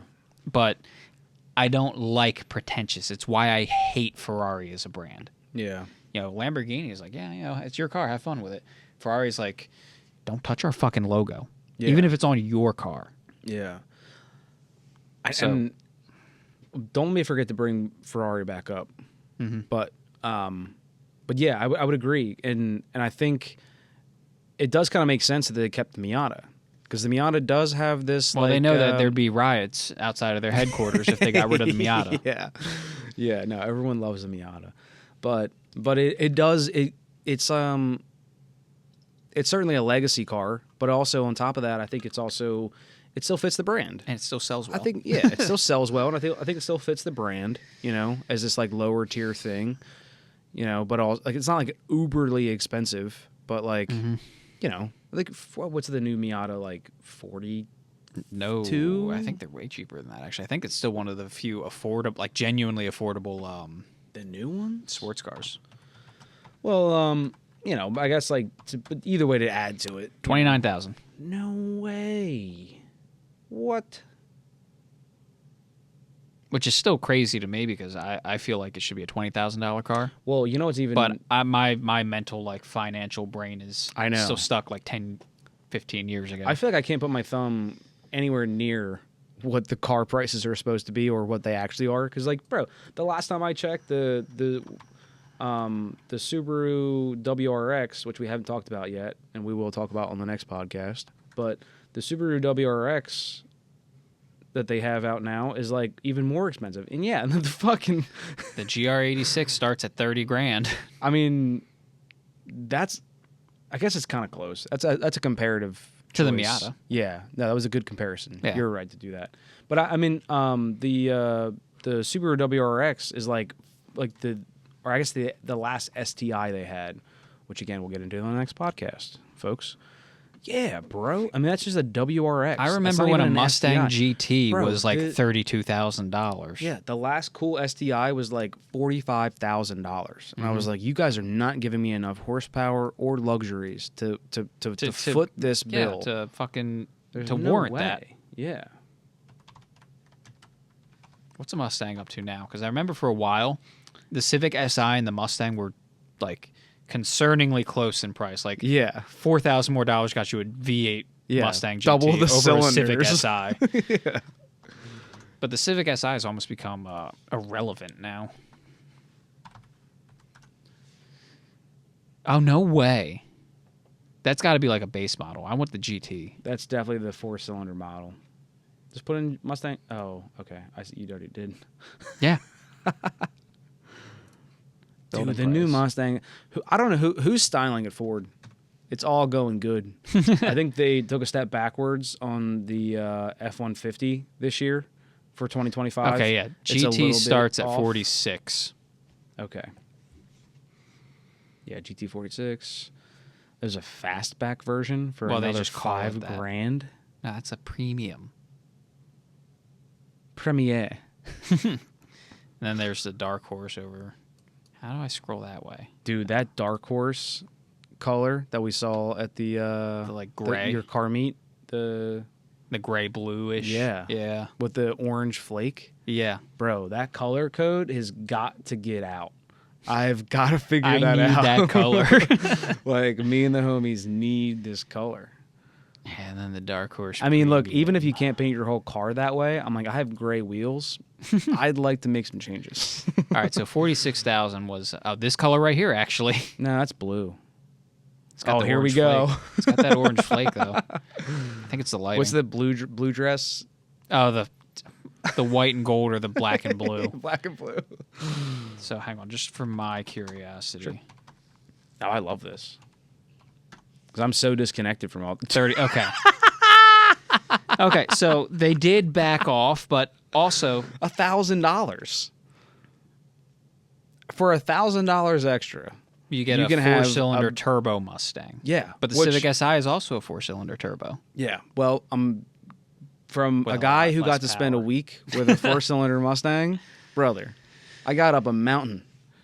In the snow. I got up a mountain. I got up Mount Hood. I got nearly 5,000 feet. 2/3 of the way up Mount Hood. I got nearly 4,000 feet up into Mount Hood while there was snow on the ground in a Mustang. And not only that, I mean, I also cruised 2 hours, like from mid-Oregon to the coast and back in a day, just cruising around, palling around, trunk full of stuff. What a good car. I would daily one for sure. A 4-cylinder, it's fun. Don't fuck with it. Yeah, Just leave it alone. And they make 300 Tune it. horsepower. Yeah. I'm not going to lie to you. A little fast. I mean, for what it is, I was kind of bummed. That I mean, I didn't know what I was going to get. I was like, because when you get what's the you get like a generic like sports car, right? Oh yeah, you get know the categories. Yeah. So it'd be like, Dodge Challenger or equivalent. Right. So you never know exactly what you're gonna get. Yeah. And I got a white Ford Mustang, and it was the 4-cylinder turbo. Dude, so sick. I loved it. Actually, I have a story about. Like, I really wish I could buy one today. I would buy one. I would buy it all. Yeah, $31,000. Yeah, I think. Or you could have a Civic Si. Dude, if I could, I'd buy everybody a Ford Mustang. I'd buy them for everybody. When you win the presidential election. Yeah, everyone. Yeah, you know the Homer Simpson movie. That's not the helping. Simpsons movie. Yeah. Which one? Oh yeah, the Simpsons movie. Yeah. When he goes into Canada, they're like, "Hey, welcome to Canada. Here's a shotgun," and like, they give him all this stuff. Yeah. You know, like as being a Canadian, I feel like everyone in America just get a Mustang. That's the most America thing. Who was it? Vernon Supreme said that he would take your guns and replace them with better ones. Oh yeah. Classic politicians. But anyway, yeah, this is enlightening. How much does a Civic Si make? Horsepower. Yeah, so you get 100 more horsepower for the same price. Yeah. That's crazy. Who in their right name? I mean, if you really want a back door, like you want like 4 doors, you know, it's like maybe. But like, bro, styling, man, that Mustang is sick. The new Mustangs are sick, and they've come so far. It's pretty amazing. And what's the top tier one that they GTD? Dude, the GTD is crazy. And like, it's got all kinds of like purchase restrictions and whatever, but like, bro, the fact that Ford, That's like $500,000. Yeah. That's a pretty big restriction right there. Yeah. Well, no, but I mean, like the fact that you're supposed to have had like a couple Shelbys or maybe a Ford GT.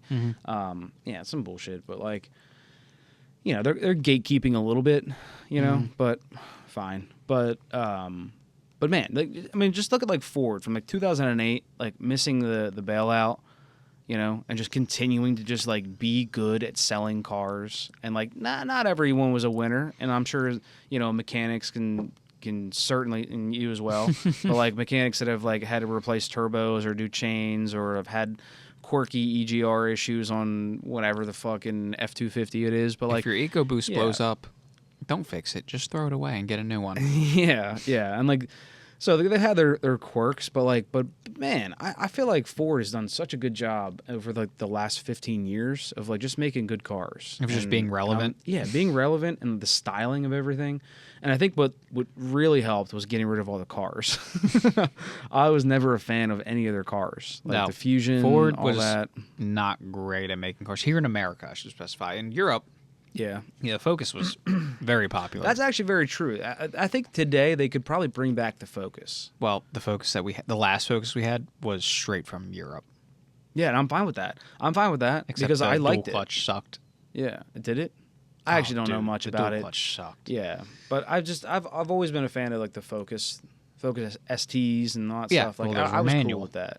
They didn't have the issues. Fuck yeah, that's true. Yeah, that's what you're saying. Yeah. Oh shit. Yeah. No, Ford tried to use what a perspective, a dual clutch. man. I wish like I'll try to clip this up to like just put together like horsepower versus price like for shit. Something's gone a little sideways in the quote unquote affordable sports car market. How are they pricing shit these days? It's nuts. Actually, the Mustang's making 100 more horsepower than the GR86 as well, and the Miata. Which is kind of nuts. The Miata, the GR86, and the Mustang nuts. are all within $1,000 of each other. Yeah, if I had look and like this, probably because I've already said that I think that the 4-cylinder Mustang's kind of quick. I think that they've undersold the horsepower. Like that's happened before. It's not just that. No, the other two cars that I had mentioned, minus the Civic, the Miata and the GR86, they're naturally aspirated. So with the Mustang, you have a turbo, which means once you get through that little bit of lag, which modern turbo systems are really good at not having lag, you have just a flat, like plateau of torque that goes across the entire power band. You don't have any, that's what it is. Run that's off 100% what it is. You just make torque and you make a solid wall of it early on and all the way throughout. Yeah. No. Especially Ford. Like, I don't know if you remember the the Ford Taurus SHO. Yeah. When they reintroduced that. Yeah. And you and me saw the dyno graph. Yeah. And the torque curve was just up, and then by like 1200 RPM, flat all the way to 6. Yeah. And it was like a flat 360 pound-feet of torque. Yeah. Yeah, and that's why like and that's why that car could out-accelerate a Corvette off the line. Yeah, but also like for years, and I think even still today, the EcoBoost still out-tows the V8, which is nuts. Yeah, I mean longevity. We'll see how that holds up. Exactly. Yeah, I think today turbo engines work harder. Yes. Yeah. I think today if I could go out and buy whatever truck I wanted, and it was going to be like the quarter ton. I think still I would choose like the 2018 era of the 5.0 F-150. Mm-hmm. Because I think they changed there was something else we brought up before in the podcast where like there was a TSB that was out for the new 5.0 Mustang or the new 5.0 at least for the F-150, but I'm sure across the board where there was like you can burn a quart of oil in between each oil change and it's fine. TSB. It's like no, actually, it's not. like I'm paying a lot of money here, and I'm not burning a quart of oil. Excuse me, I'm showing up full. Excuse me, like that's nuts. So I think that was 2019. I think was when that came out, or maybe 2020, when that whole quart of oil TSB. Well, that doesn't mean that the out. Earlier ones weren't affected by that. It just means they didn't acknowledge it until then. Well, and that's fair. That's fair. But that's just like that's where I'm putting my foot down of styling, where I enjoy the styling, and I also don't have a TSB. And I think that's what creates a nice stroke. Mm. Less TSBs and good styling. Why don't you just? That's a fact. That's a fact. Just go with that dealer option 700 horsepower kit. Dude, I also love that. I love that like the dealer will just be like, listen, we know what you want. We can get you a base model, single cab, short bed, 2-wheel drive, and you can get that big old Jimmy on it if you want it or not, dude. And this thing will come out of the factory 700 horsepower. Mm-hmm. You just got to bring your own slicks. Like, dog, that's insane. And then, of course, you know, they put all that effort into making sure that that kit makes the 700 horsepower and is reliable enough to be warranted. Yeah. But fuck the transmission and fuck the suspension. Yeah, I mean... It's not saying the transmission's going to break and the suspension's going to break. It's just, it's not matched. You floor it, you bottom out the back end. Like, literally, just the acceleration bottoms out your rear suspension. And your transmission is like, what do I do with all this power? It is the transmission, I thought... It's a 10-speed. Yeah, but I guess it is out of, like, the F-150. Like, I'm, like, comparing it to, like, their larger trucks. Yeah, it's just... It's not... Those kind of, like, add-on kits don't get nearly as much R&D time to, like, figure out the logic. So I'm sure they flash it because they have to. Like, you can't just go from 400 horsepower to 700 horsepower and expect the electronics to cope. But I can guarantee... they give the transmission a heads up. Yeah, but like... But it's like, hey, like, you know, it's like, shit's about to get real. Hey, they're like, okay, well, we need more stuff. And they're like, hold on. Hold on tight. Just hold on to something. Yeah. Yeah, it's like I'm telling you, like, hey, you're running a marathon tomorrow. Yeah. Good luck. Yeah. I gave you a heads up. I need like better shoes and maybe a little bit of training. You'll be fine. Like, no. You got this. No, you got this. You got... Just look, put one foot in front of the other until it's done. Yeah, just pace yourself at this point and like maybe get some water here and then you're good. Yeah. Yeah. That's what the ECU is saying. Yeah. That's it. That's that It's software like, update. It's like, hey, you're drink about to water. get a lot of fucking torque. Yeah. Do your best, kid. Yeah. Stay hydrated. That's America. I love that that's even an option. Yeah. I love that like Ford's doing that. And you know, you repeated like the famous quote of whatever that Ford CEO was saying about the Mustang, and like just like basically he was just like raising the flag of like, hey, look, racing's gonna stay in the blood of Ford, and like we're gonna keep our foot down, you know, and like keep doing this, keep doing like that stuff, and that's what's so important. And like I think like you always call it like a time marker or like a nail in the coffin when someone just nixes their like flagship cool car.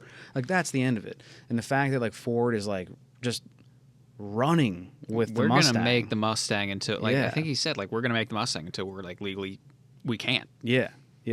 It's amazing. And like they haven't chirped at all about electric. And I think now we discussed before on other podcasts like the Challenger is gone, the Charger is here, but it's electric. Well, they're also making a V6 ICE version, straight six. Oh, that's right, straight six, which I don't hate, but it doesn't have the Hemi. Yeah, dude, you know what? You brought up before about the straight six that Chevy was making for the the Trailblazers. Yeah, the Atlas straight six. Yeah, I have a feeling that's coming soon. That might be like the new swap. I've seen a couple of videos on YouTube where people are like kind of pushing that, and all it takes is enough people with influence, to like start pushing that trend, and then people start looking at it, and then the aftermarket goes, "Oh, people are buying these. We should make parts for it." And it's kind of a self-fulfilling prophecy. Yeah, the homies out there with CNC machines can go like, "Okay, let me get you like a relocation here and like a new power steering reservoir, you know, like let's make cams, coolant stuff." But even not even that. I mean like swap stuff. Oh, you know where my brain's going. Yeah, no. I'm not saying like power wise. I'm saying swap. I'm in drift car mindset. I'm saying like, you know, you pop one of those in like stock, it's making pretty good power, you know, and like the aftermarket comes after. You know, just torque wise for a drift car, like that's how the JZ started. It was like just put the JZ engine in and then go bigger turbo. And when you break things, if you break them enough, people start buying or R&Ding like new piston rods and 270 horsepower and 275 torque. Yeah, that's good power. So we've seen these get shoved into Silverados, S10s, you know. So this new straight six, I feel like, because the BRE, the Ford BRE engine, that's very popular in Australia. I have no idea what it even comes in. I hate that we didn't get here Falcons. Yeah, Falcons. That's what's like famous for. Okay, yeah. I'm sure it came in a bunch of other shit, but the Falcon is like what made the BRE. Yeah. So tons of people are doing the BRE swaps in Mustangs, which is pretty sick. I like that. Like these like brand new Mustangs. How much it costs to get a BRE over here? Because they made a good number of those engines. It's not like they're rare. Yeah. Because like all it takes is like, because you know me, I'm drift centric. So like when I harp on like the FRS BRZ stuff, I'm like, all it takes is something that has a shitty engine to go like, what can we put in? You know? Yeah.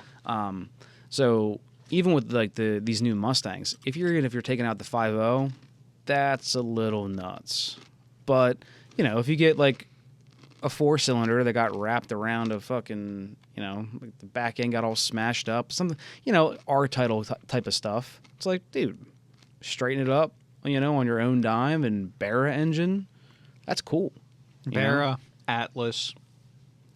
Well, either or.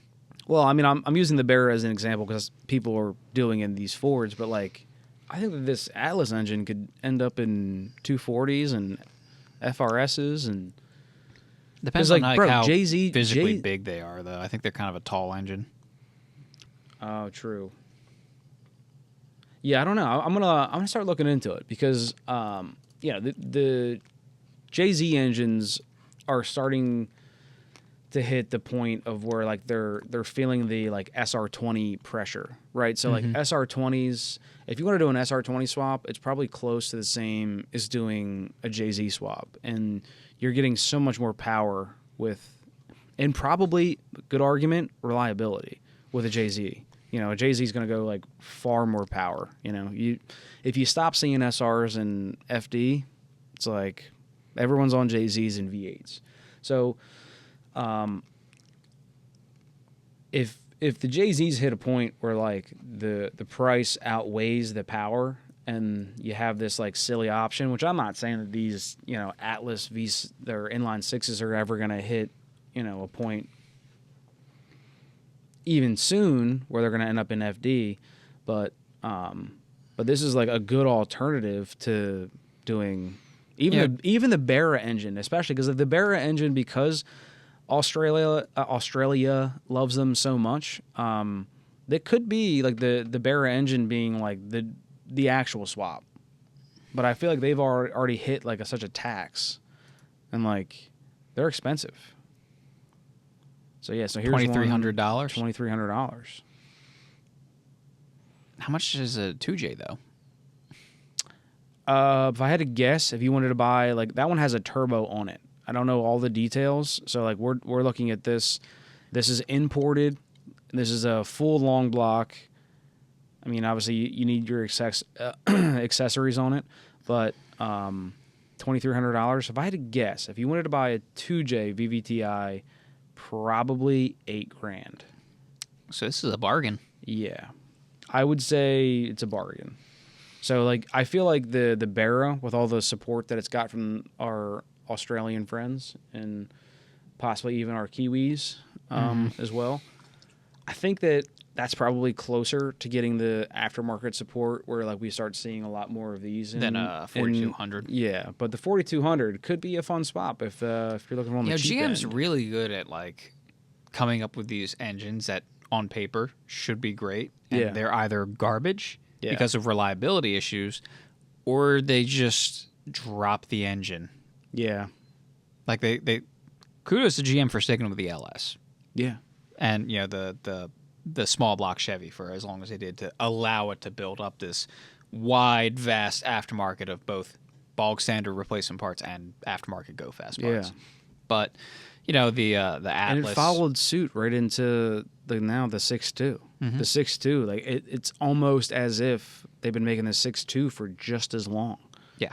Like, it's crazy. All the aftermarket stuff where people just like they picked up the stick. It wasn't there was hardly any gap between like the that engine came out and next year you have cams. Dude, yeah, it was nuts. But Then they have like their oddball engines, like the North Star. On paper, should be a great engine. Oh my god, and it was the fucking worst. And it's fucking terrible. It's the worst. You got the Atlas, which just they had potential for this to be a great engine. It's a dual overhead cam, straight six. They put it in the Trailblazer, and the Trailblazer like equivalent vehicles. Yeah. And let it languish there. Didn't do anything else with it. Like that could have been a base model engine for the Camaro or something. Oh, I see what you're saying. Yeah. And it just languished, and people forgot about it, and now it's just now kind of recently being rediscovered, and people are starting to explore, like, what can we do with this engine? Even the Trailblazer SS got the V8. Yeah. And then you've got, like, you go back to the... Which those are sick, dude. Yeah. You go back to the 80s, and, you know, GM had a 3.4-liter dual overhead cam V6 that they put in, like, a couple cars, and then didn't follow up with it at all. And then within, like, a generation or two, that engine was gone. Yeah. Why? Yeah. I know. Actually, I think I know why. It's because of the 3400 and 3800 series V6s that were push rod but just refused to die. They're fucking cockroaches. Yeah. And GM was like, why go fancy when we can go not fancy? Yeah. And then they slapped a supercharger on that. It's actually a great combination. Yeah, and also, like, America really wasn't doing straight sixes. No, we were. You go back to the 70s and earlier. Okay, but leave it alone. Like, from, if you're, if it's 2000, what's the, 05, maybe? If it's 2005, and you have, you know, this Trailblazer that's been holding on to this inline six, but no one else is doing inline sixes BMW at this time. In America. Those were sold in America. Yeah. Look, you have a fair point. Volvo was. You know, yeah, Volvo was. But, like, you know what I mean? Like, the competitors weren't doing it, and it wasn't like there was anything great. I don't know. Like, it seems like a good, like, swap engine, but, like, for an SUV engine, it was just good. It was, like, nothing bad. It was good. Yeah. Yeah, it was like, okay, good. But, like, it wasn't like anyone was like, wow, we have to, like, this is actually really good, like the 5.0. Oh, but, you know, the 3.8 in the Mustang was really good. Yeah, but that only lasted... Or the 3.6 in the Camaro. But that only lasted so long. It lasted... It has the same shelf life, which is why I think that they... Well, no. Oh, I see what you're saying. V6 versus, like, inline six? Well, yeah, I'm just, like, specifically with the Atlas, like, they could have put that elsewhere. They could have put that engine to use I see elsewhere. what you're saying. I see what you're saying. It wasn't about the engine itself. It was the fact that, like, you guys have... If there was a six-cylinder need, they could have put it other places, Yeah. and that would have helped the aftermarket support as well, because there would have been more of an abundance of parts. Like, that engine would have put lasted more a lot attention on longer. the engine. Yeah. Like, if the V6 Camaro came with the Atlas straight six, Yeah. then it's like, oh, shit, you know, like, we've got a two-door coupe with a straight six, you know. Bro, that actually would have been should kind of sick. Maybe we should play with that. Like, Yeah. obviously you can get an LS, Yeah. but we could also have a really nice straight six to Yeah. build.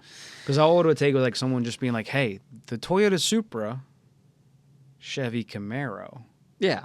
Right, Or, you like- know, or just look at BMW. Yeah. But maybe, but you think that they maybe were, like, worried about, like, overshadowing the V8? And the I mean, Camaro? my gut instinct is to say no, because I oftentimes think of GM as being pretty incompetent when it comes to Yeah. certain things. But at the same time, this is a brand that would purposefully neuter and kill anything that came close to the Corvette. So, maybe. Yeah. Well, I want to look into. I want to do some more studying on the BRE engine and these. I think we might be spinning our wheels on topics here for this. We should probably do this off pod Yeah. because we're about to get in. You're about to get into the weeds, and I like the weeds. I like the weeds too. And I think we should just do this off pod because I think we should. We have like one or two topics more. Oh, we go. got way off with the Mazda. Yeah, That's where we actually hardly even were. touched on it. Yeah, no, let's circle back to that real quick because I'm Yeah. not done with that. Yeah. So have your piece, sir.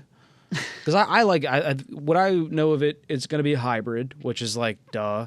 So it's going to be, but it also with a rotary engine, which is cool. Mm-hmm. So if they bring back the rotary engine that's also linked up with this hybrid, I think that's fun. And like what that means to me when I hear that, I'm like, it's giving me the SLS vibes. Like, so like it looks like an SLR or like an SLS, but like the new or newer, right? I don't know if they still make it, but the SLS was like all electric. SLS wasn't all electric. Yeah, they made an electric one, but the SLS was that's what I'm saying. The new Gullwing. They made an electric one. So, but no one remembers. It's giving me that vibe. So I'm like, all right, cool. Like you guys are looking for a supercar, which is kind of where we left off when we left off talking. Well, they're about moving this. up market. Yeah, so they're moving up market, and then this got- could potentially be like a supercar. I This doubt would be like, but it could be, rotary engine plus electric, like, almost like La Ferrari, like the Acura NSX. Yes, That went well. You're right. You're right. Look, I'm optimistic. I'm just saying that I'm here for the crowd pump. Here's the thing. Okay. I don't care about this car right now. Okay. I will not care until it goes into production and is out on the roads. And I would second that. I'm kind of pumping up the hype. Anything that Mazda says about this car, I disregard immediately until it's concrete because this has been a cock tease for like the last decade. Mazda says, "Oh, we're looking into making a rotary viable," and then they go radio silent for 6 months, and then they go, "Yeah, we dropped that," and then 6 months later, we decided to take a second look at that rotary concept and see if we could make something work, and then everyone gets excited. And then 6 months later, they're radio silent, like, yeah, no, we dropped that again. So until this actually comes out, I don't give a flying fuck what Mazda says about their rotary development and what they say about the RX Vision or a new RX car. I do not care. I will only care when it shows up. Yeah. So that's the first part of my potential issue with this car. Okay. The second is this is immediately falling into the trap that I think the Supra partially fell into and the Integra has fallen into. Oh, I see what you're saying. You were saying like, if they call it the RX-9, I'm okay with it being a luxury thing, but no. Yeah. Everyone's looking at this to be an RX-7 follow-up already, and Mazda has done nothing to manage those expectations. Yeah. So they are looking for a follow-up to the RX-7, which was a driver's car. Like that thing is renowned to be this delicately handling, beautiful to drive, rotary, technically advanced at the time with the sequential turbos and all that. Right. And with potential to be an absolute monster. And Mazda has come out and said, the rotary is going to be a fucking range extender. It's just going to be a generator. Yeah. Yeah. I know. I see what you're saying. This is going to disappoint people. Yeah, it just is. You're right, and especially like going into like what you were talking about with the movement of the brand itself, Mazda. Like they're gonna flop. Well, the thing is, the RX-7 could fit into that. Yeah, an RX-7 as it was in the '90s, just modernized, would fit into their premium thing because it could be a GT car. That's kind of what it was. I mean, it was 100%. More sports oriented than the Supra, but at the same time, like it was still a coupe for you to be able to go fast in over far distances. It just handled really good. Yeah. But this ain't going to be that. It will not be that. And we'll be lucky if Mazda deigns to grace us with good driving dynamics. But they're going to be muted because it's going to be a fucking hybrid and it's going to be heavy. Yeah. So, no, this car's going to be a disappointment unless Mazda turns around and figures out a way to make an emissions compliant turbo rotary engine. Like, people are gonna be disappointed by this. It's gonna be a hybrid, so it's gonna come automatic only. I wouldn't be fucking surprised if a CVT showed up out of nowhere. Yeah. Like, I don't see this car not disappointing people. Yeah. Yeah, and like I didn't see it as much as like being like a generator, but like I know McLaren did that with I always forget all like I think it's the P1. They have a P1 that's the P1, the gas engine did send power to the wheels, but it was a hybrid system. Yeah, but it was like more of like it was electric if you drove it slow, and then you could just turn on the V8 mode, and then they worked together, and it was I fast think- as fuck. I think the McLaren and the Porsche could do that. The Ferrari could not. Yeah.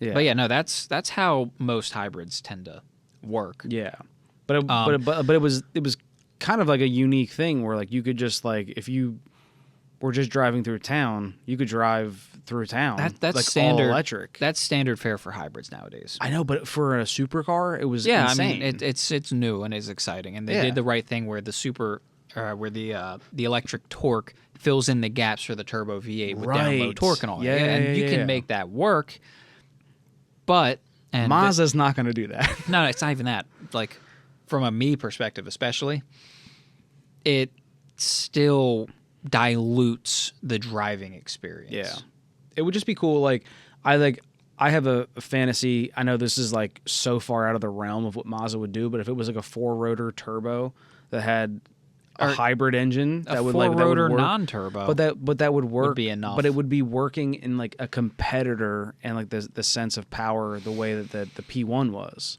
yeah, Where like the P1 like worked as like if you want to just drive it around town and like this like because like it's like a UK like congestion thing, you know, you could drive it. I know, I get it. We're not talking about like car, but like, you know, for like the how the P1 was, like you could just drive it electric and then it would just kind of putt around and then you could just hit a button and then just boom, there's 8 cylinders just appear.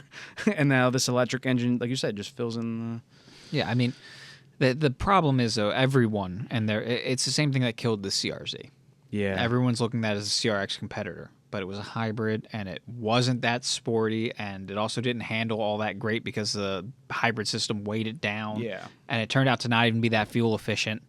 Like, Yeah. it would have been a better car if it had just been a lightweight with an efficient 4-cylinder car. Yeah. I mean, props to Honda. They made it manual even as a hybrid, but no one does that. So this car is not going to come manual. Yeah. And again, we just talked about the Supra and its manual take rate last year. It was like 70-something%, I think. Right. Yeah. You know, if you're going to make a Halo car like this, especially one that, whether Mazda wants it to or not, is going to be considered by the masses to be the spiritual successor of the RX-7. Like, it's got to know its market. And the way they're building this car so far and the direction they're heading, it's not going to fill that market. Yeah. Even if they call it the RX-9, it's still an RX car. And even though those are supposed to be rotary experimental, they've traditionally been these really nice-to-drive sports cars. Like, the RX-8 got flack for being a step backwards from the RX-7, but it was still a well-balanced and excellent driving car. Yeah, no, 100%. I mean, yeah, it wasn't what everyone wanted, but it was still cool. Yeah. Damn. Yeah, I mean, I had a little bit of hype for it because I didn't... Well, I apologize if I killed that. Yeah, no, that's fine. That's fine. I just didn't know that that rotary generator-esque view. I didn't see it that way. From what I understand, Yeah. the rotary engine's just basically going to be a range extender. It's a primarily electric car, and you know, to go farther, you got and to be honest, the rotary be a generator, and at that point, like, it could be a fucking 4-cylinder. Yeah, and to be honest, like you already talked about, like it that matches the brand. That's more realistic of what they're actually going to do with And it. because of emission standards, that's the only role a rotary can play now. Yeah. True. That's very true. Yeah. Damn. Well, if anyone was interested in the RX-7... Now, here's the thing, though, right? Mazda has a really nice straight 6 because they wanted to move up market, so they developed a straight 6. They put it in their SUVs and whatnot. Look at the size of that hood. I didn't even know they had a straight 6. No, yeah, they do. I'm so out of touch. Yeah. So look at the size of the hood on this thing. Like, Is you there want to make an upmarket, Grand Tourer or whatever, flagship vehicle, put your fucking straight 6 in this thing and slap a turbo on it. Yeah. There you go. Yeah. That would fit the mood of this car just dandy. Yeah, Don't call it an RX anything Yeah. because it's not a rotary anymore. And I'm guessing that straight 6 is keeping up with modern standard power. Probably. I haven't Yeah. looked too much into it because, like I said, Mazda kind of turned me off by being Yeah. pretentious. They don't make fun cars anymore Yeah. other than the Miata. Yeah. And they're always going to make the Miata, or there will be torches and pitchforks outside their headquarters. Yeah. Yeah, but I'm sure it keeps up with modern standards. So like all it takes is a turbo, and I'm surprised they don't even turbo the straight 6. Because again, like, I also haven't been keeping up too much with what they're doing with their engines. yeah, because I mean I feel like the turbo infrastructure has just been built on fuel economy. Mhm. You know, And so all I'm it is surprised. is a little remap to make it more oriented towards Go fast. sports. Yeah. Yeah. But like, am I wrong in saying that No, a straight six turbo would probably suit this better than trying to keep the rotary image alive and just disappointing everyone? Yeah, because like you've lunked it in with electrics. Because like, bro, if they put a 4-rotor in this, Yeah, if they put a naturally aspirated 4-rotor by itself, didn't touch anything electric. yeah, and then just let it up to the public to just put turbos on it, like Even without the turbo, like a 4-rotor is going to make tons of power. plenty of power. What's Yeah. what's an NA13B make? Like 160 or something like that? Yeah, that sounds right. Yeah, Double it. yeah, yeah. Sounds about right. Yeah, yeah. No, it's a good point, and I think you make a good point about just putting the straight six in it and just calling it a cool car. Like get this 135 to 280. So I think like 135 horsepower. But still, no, you make a good point. Like the straight six should go on that, and it's just a cool car, right? Like and again, I keep going back to like matching Lexus with Mazda because I think they're like Mazda's trying to be on the same playing field as Lexus. At least Infiniti and Acura. Yeah. So, but Lexus has the RC, so that's another car that's like not particularly like fast. Mazda dropped it's a sporty looking car. Mazda dropped Mazda speed because they wanted to move up market. Meanwhile, Lexus has a sport division now. Yeah, I mean, they have an F Sport. Acura has Type RX. S's, and even Nissan had their red or whatever the hell it was, or Infiniti. I'm sorry. Yeah, they're F sporting their fucking SUVs. BMW has M, AMG, Mercedes has AMG. Like every premium brand's got like a sport division. Why is Mazda dropping their speed division? Yeah. Honestly, I think Lexus is doing too much. Like if you do an F Sport, like SUV, like your like RX is just F Sport because you that's put just a keeping lip, with the times. You put a lip kit on it. It sucks, but that's just keeping with the times. Well, they're not. Like you they're have doing, the M line or whatever. The BMW M but shit. BMW is doing something to the engine. No, yeah, no, you have your BMW M, but then you have like the M package that you can get on a non-M car. Oh yeah. So that's what I'm saying. They're not doing that. Lexus, that's the difference. I appreciate that. No, I hate that. No. I like what BMW is doing. No, I hate it. Why? If you're gonna have the M shit on there, it better be a real fucking M. Okay, but they have a real fucking M is my problem. Like, Lexus doesn't have a real fucking F series. Like, they just like F Sport everything, and everything comes with a lip kit. Well, like that's nothing, what the M. But listen it's to not me. like Listen. But nothing actually gets the power. That's the same thing as BMW. No, you have your M. No. You have your M cars that get the power bump or the You're spoke missing. engine. You're missing my point. You're missing my total point. Is that there is no M of what Lexus is doing. They don't have that. The F Sport used to be that. They had an F. For a while they had an F that meant like you had more power and shit. Yeah, they got rid of that entirely. The ISF is like, I think, no longer made. And there's not an RCF or anything like that? There's an RCF, which is fast. It has a V8. But, like, that's it. Right? So, like, there's not like you can't just do like an F package on an RX SUV and That'd now be you sick have if like, you could. It would be sick, right? That's what I'm saying. Is that like if you could actually do okay, like so an I understand RXC, what you're saying now. Yeah. And I hate both of them. Okay, right. I agree. And like to come back to that, I agree because you can't just put you lip said you kits. liked that what BMW was doing, and if you were talking specifically about them having actual M versions of all their vehicles, then okay. But if you were okay with the M line or whatever the fuck they call it, I vehemently disagree. Yeah. No, what I was saying was that I like what BMW is doing. I like that BMW actually has an M package. There's a real M there. There's like not a real F in all of their other stuff that they do. Like, again, like they have the RCF. I don't know what the rest of the lineup looks like, but I think they just have the RCF. The only fast thing they have is the RCF.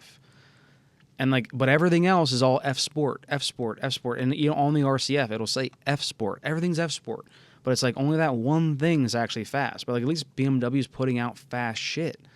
And like, yes, you're right. They shouldn't put like lip packages on every fucking car, because I think that's what Lexus is doing, is putting lip packages on every fucking car. Yeah, here's your and 328 IM. Yeah, and they're charging $20,000 more for this fucking like lip package that like makes your SUV look fucking ridiculous. Just drive an SUV, bro. Chill out. Yeah. Yeah, no, I don't think that the lip packages are good. I think that you should separate speed and comfort, you know? And I think that's always been true. Let's bring back land yachts. Just uncompromised, soft, cushy comfort. Yeah. No sporting pretenses. Yeah. None. Yeah. The last version of the 13B in the RX-8, the Renesis, why did I say it that way? Made 211 to 235 horsepower without a turbo.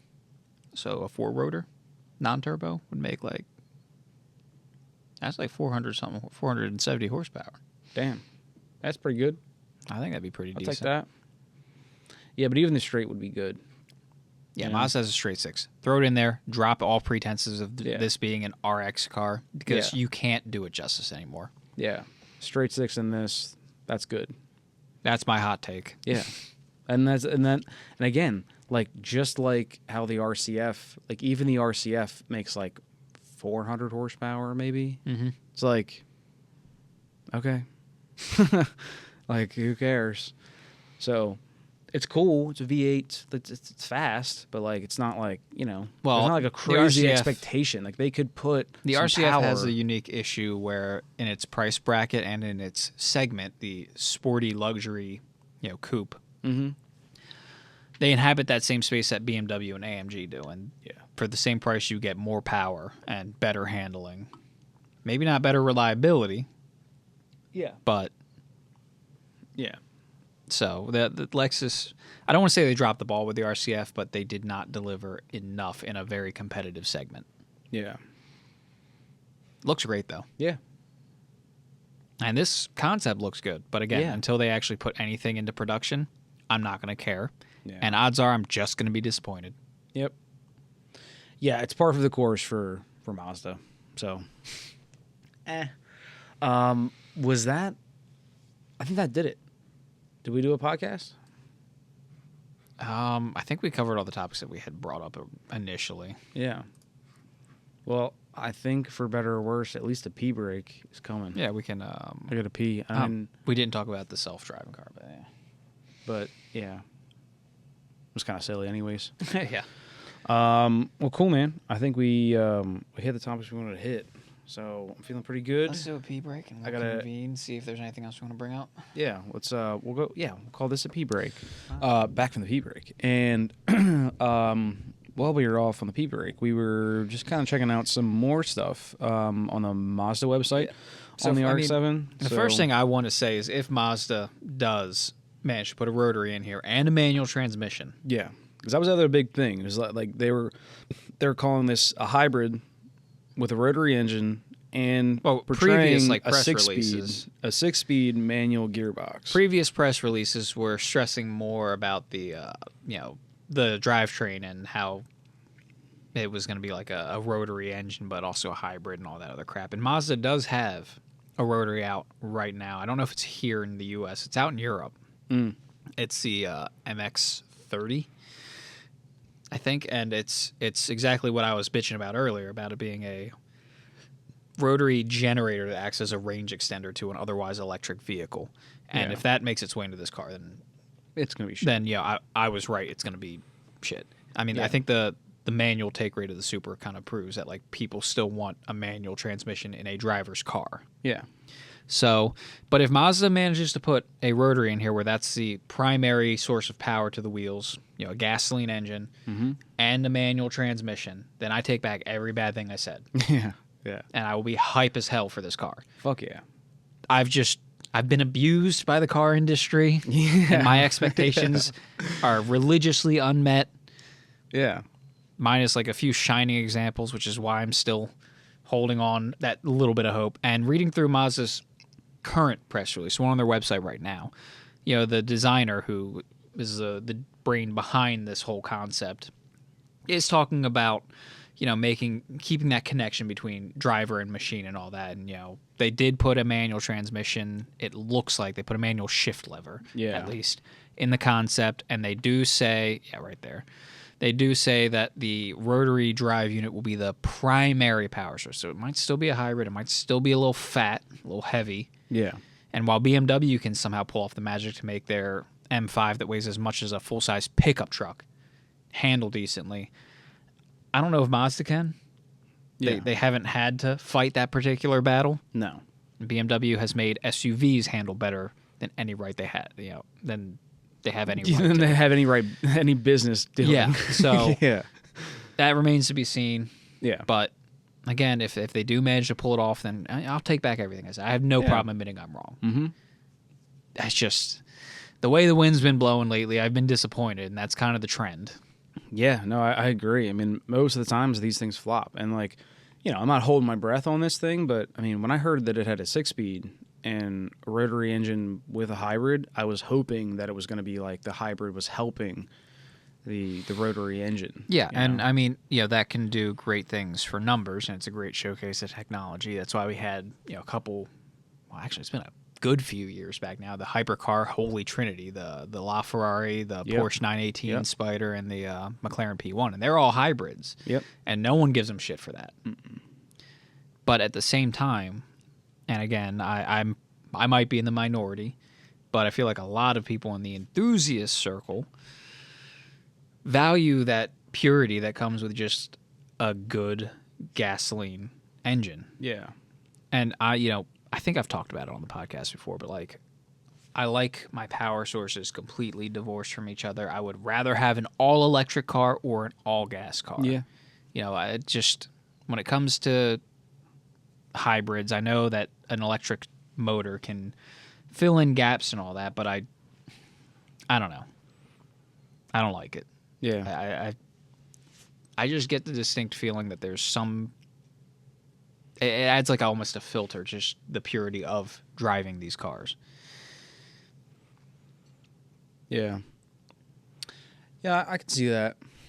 I can see that for sure. I mean, like you said, there's tons of good examples, but, there's more just comes bad down, examples than there are good examples. The Yeah. good examples are great, but the bad examples are a lot closer to what Mazda does. unfortunately, the CRZ comes to mind. Yeah, exactly. And they put a manual in that, and it still not sucked. Great. Yeah.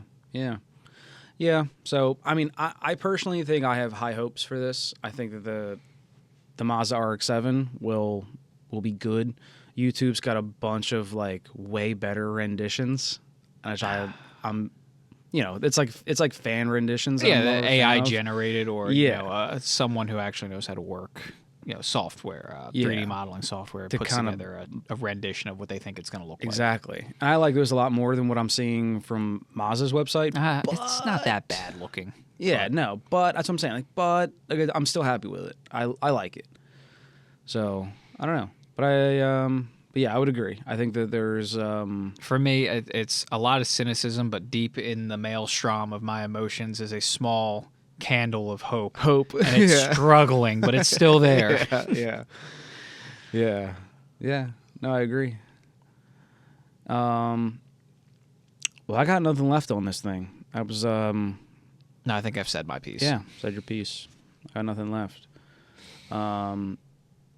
If there was anything else funny to talk about, I wanted to bring up the what the fuck was it? The Waymo. Waymo, yeah. I mean, this isn't even new. I know, but the fact that there's body cam footage of this cop going up to this Waymo car and just being like, "Hello," and the Waymo is like, "Hi," and it's this cop is talking to the Waymo car. Well, so they've got operators in these buildings just monitoring these things, and when something goes wrong, they can manually intervene and also talk over the car sound system. So he was probably talking to a real person. No. He's talking, and it's as if you hopped in the Waymo car and you're like, "I want to go here," and Waymo's like, "Okay, directing now," and then it'll just go. Dude, watch the video. It's pretty good.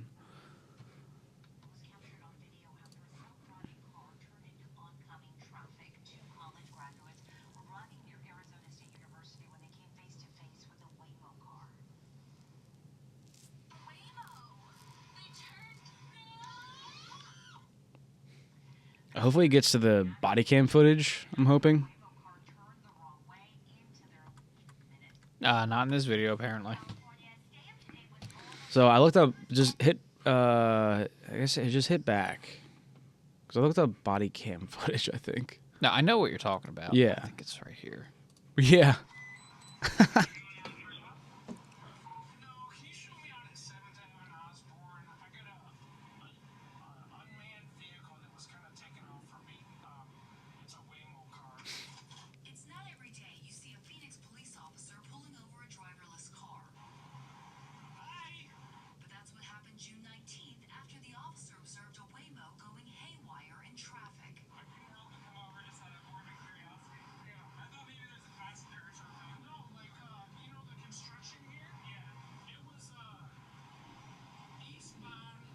Oh, there's not even like a passenger in the No, car. This yeah. thing's completely empty.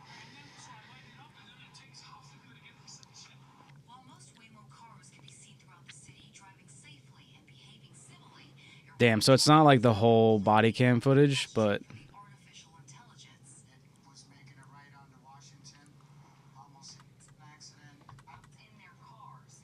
Oh shit, she's in it.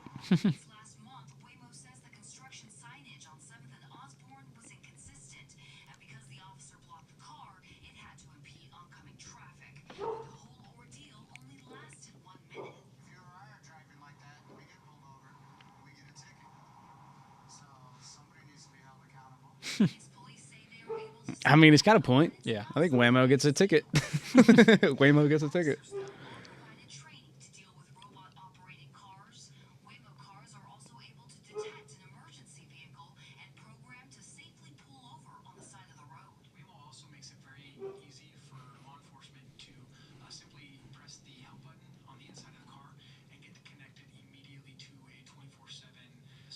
Yeah, like you were saying. Yeah.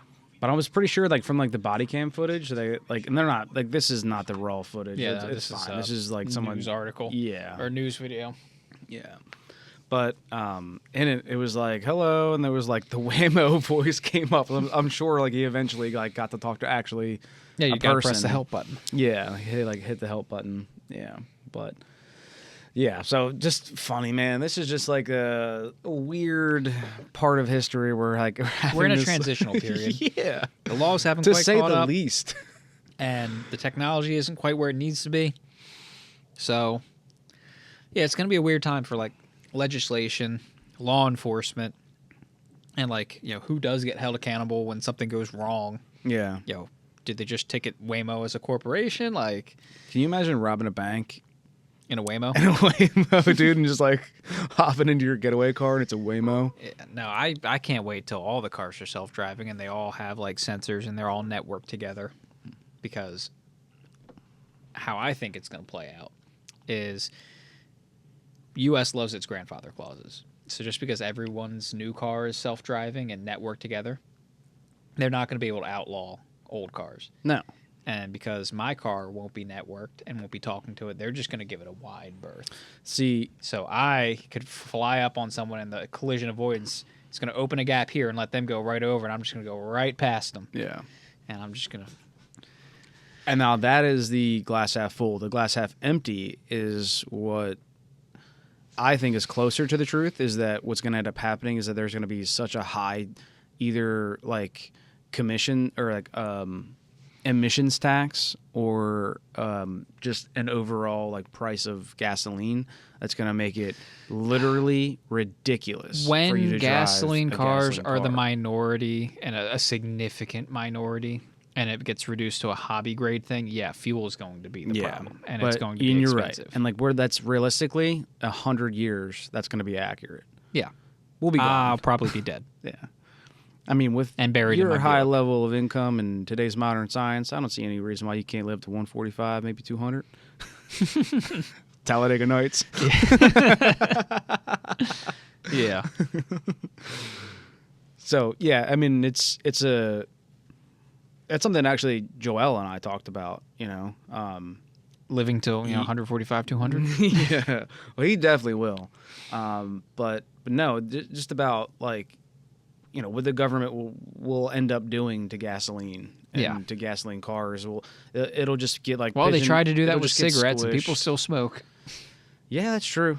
That's true. But I mean, like, and I guess, dude, I think like cigarettes are like over $10 now, like for a pack. Yeah, I've got friends that smoke. It's over $10 Yeah. for like a decent, like under $10 is like Newport. I thought Newports were the expensive ones.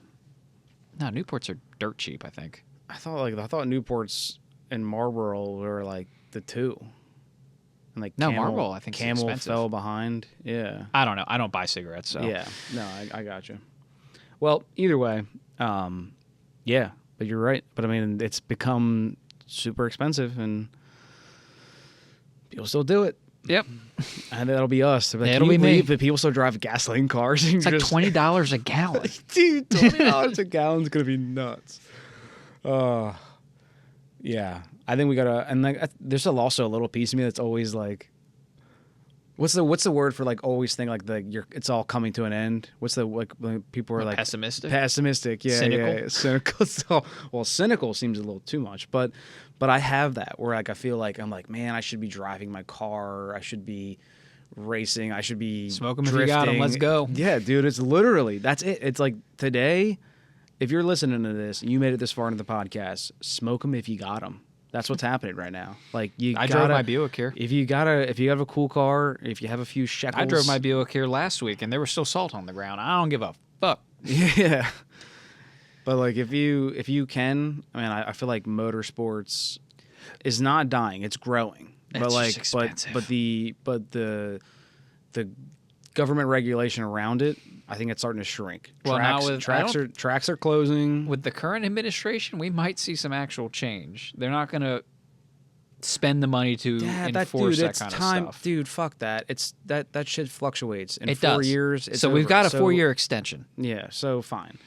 But regardless, I think that overall, emissions, noise ordinance, like that kind of stuff. For the next 4 year at least, I don't think we're going to see much in the way of Yeah. like cracking down on emissions. So, Yeah, I said, we got a 4-year extension. Yeah, I'm Make just the saying, most like, of it, folks. Yeah, it's smoke 'em if you got 'em. Yeah, I love that. and I think that's a good message to end on. Yeah, and with that bombshell, good night. Bye. Baby,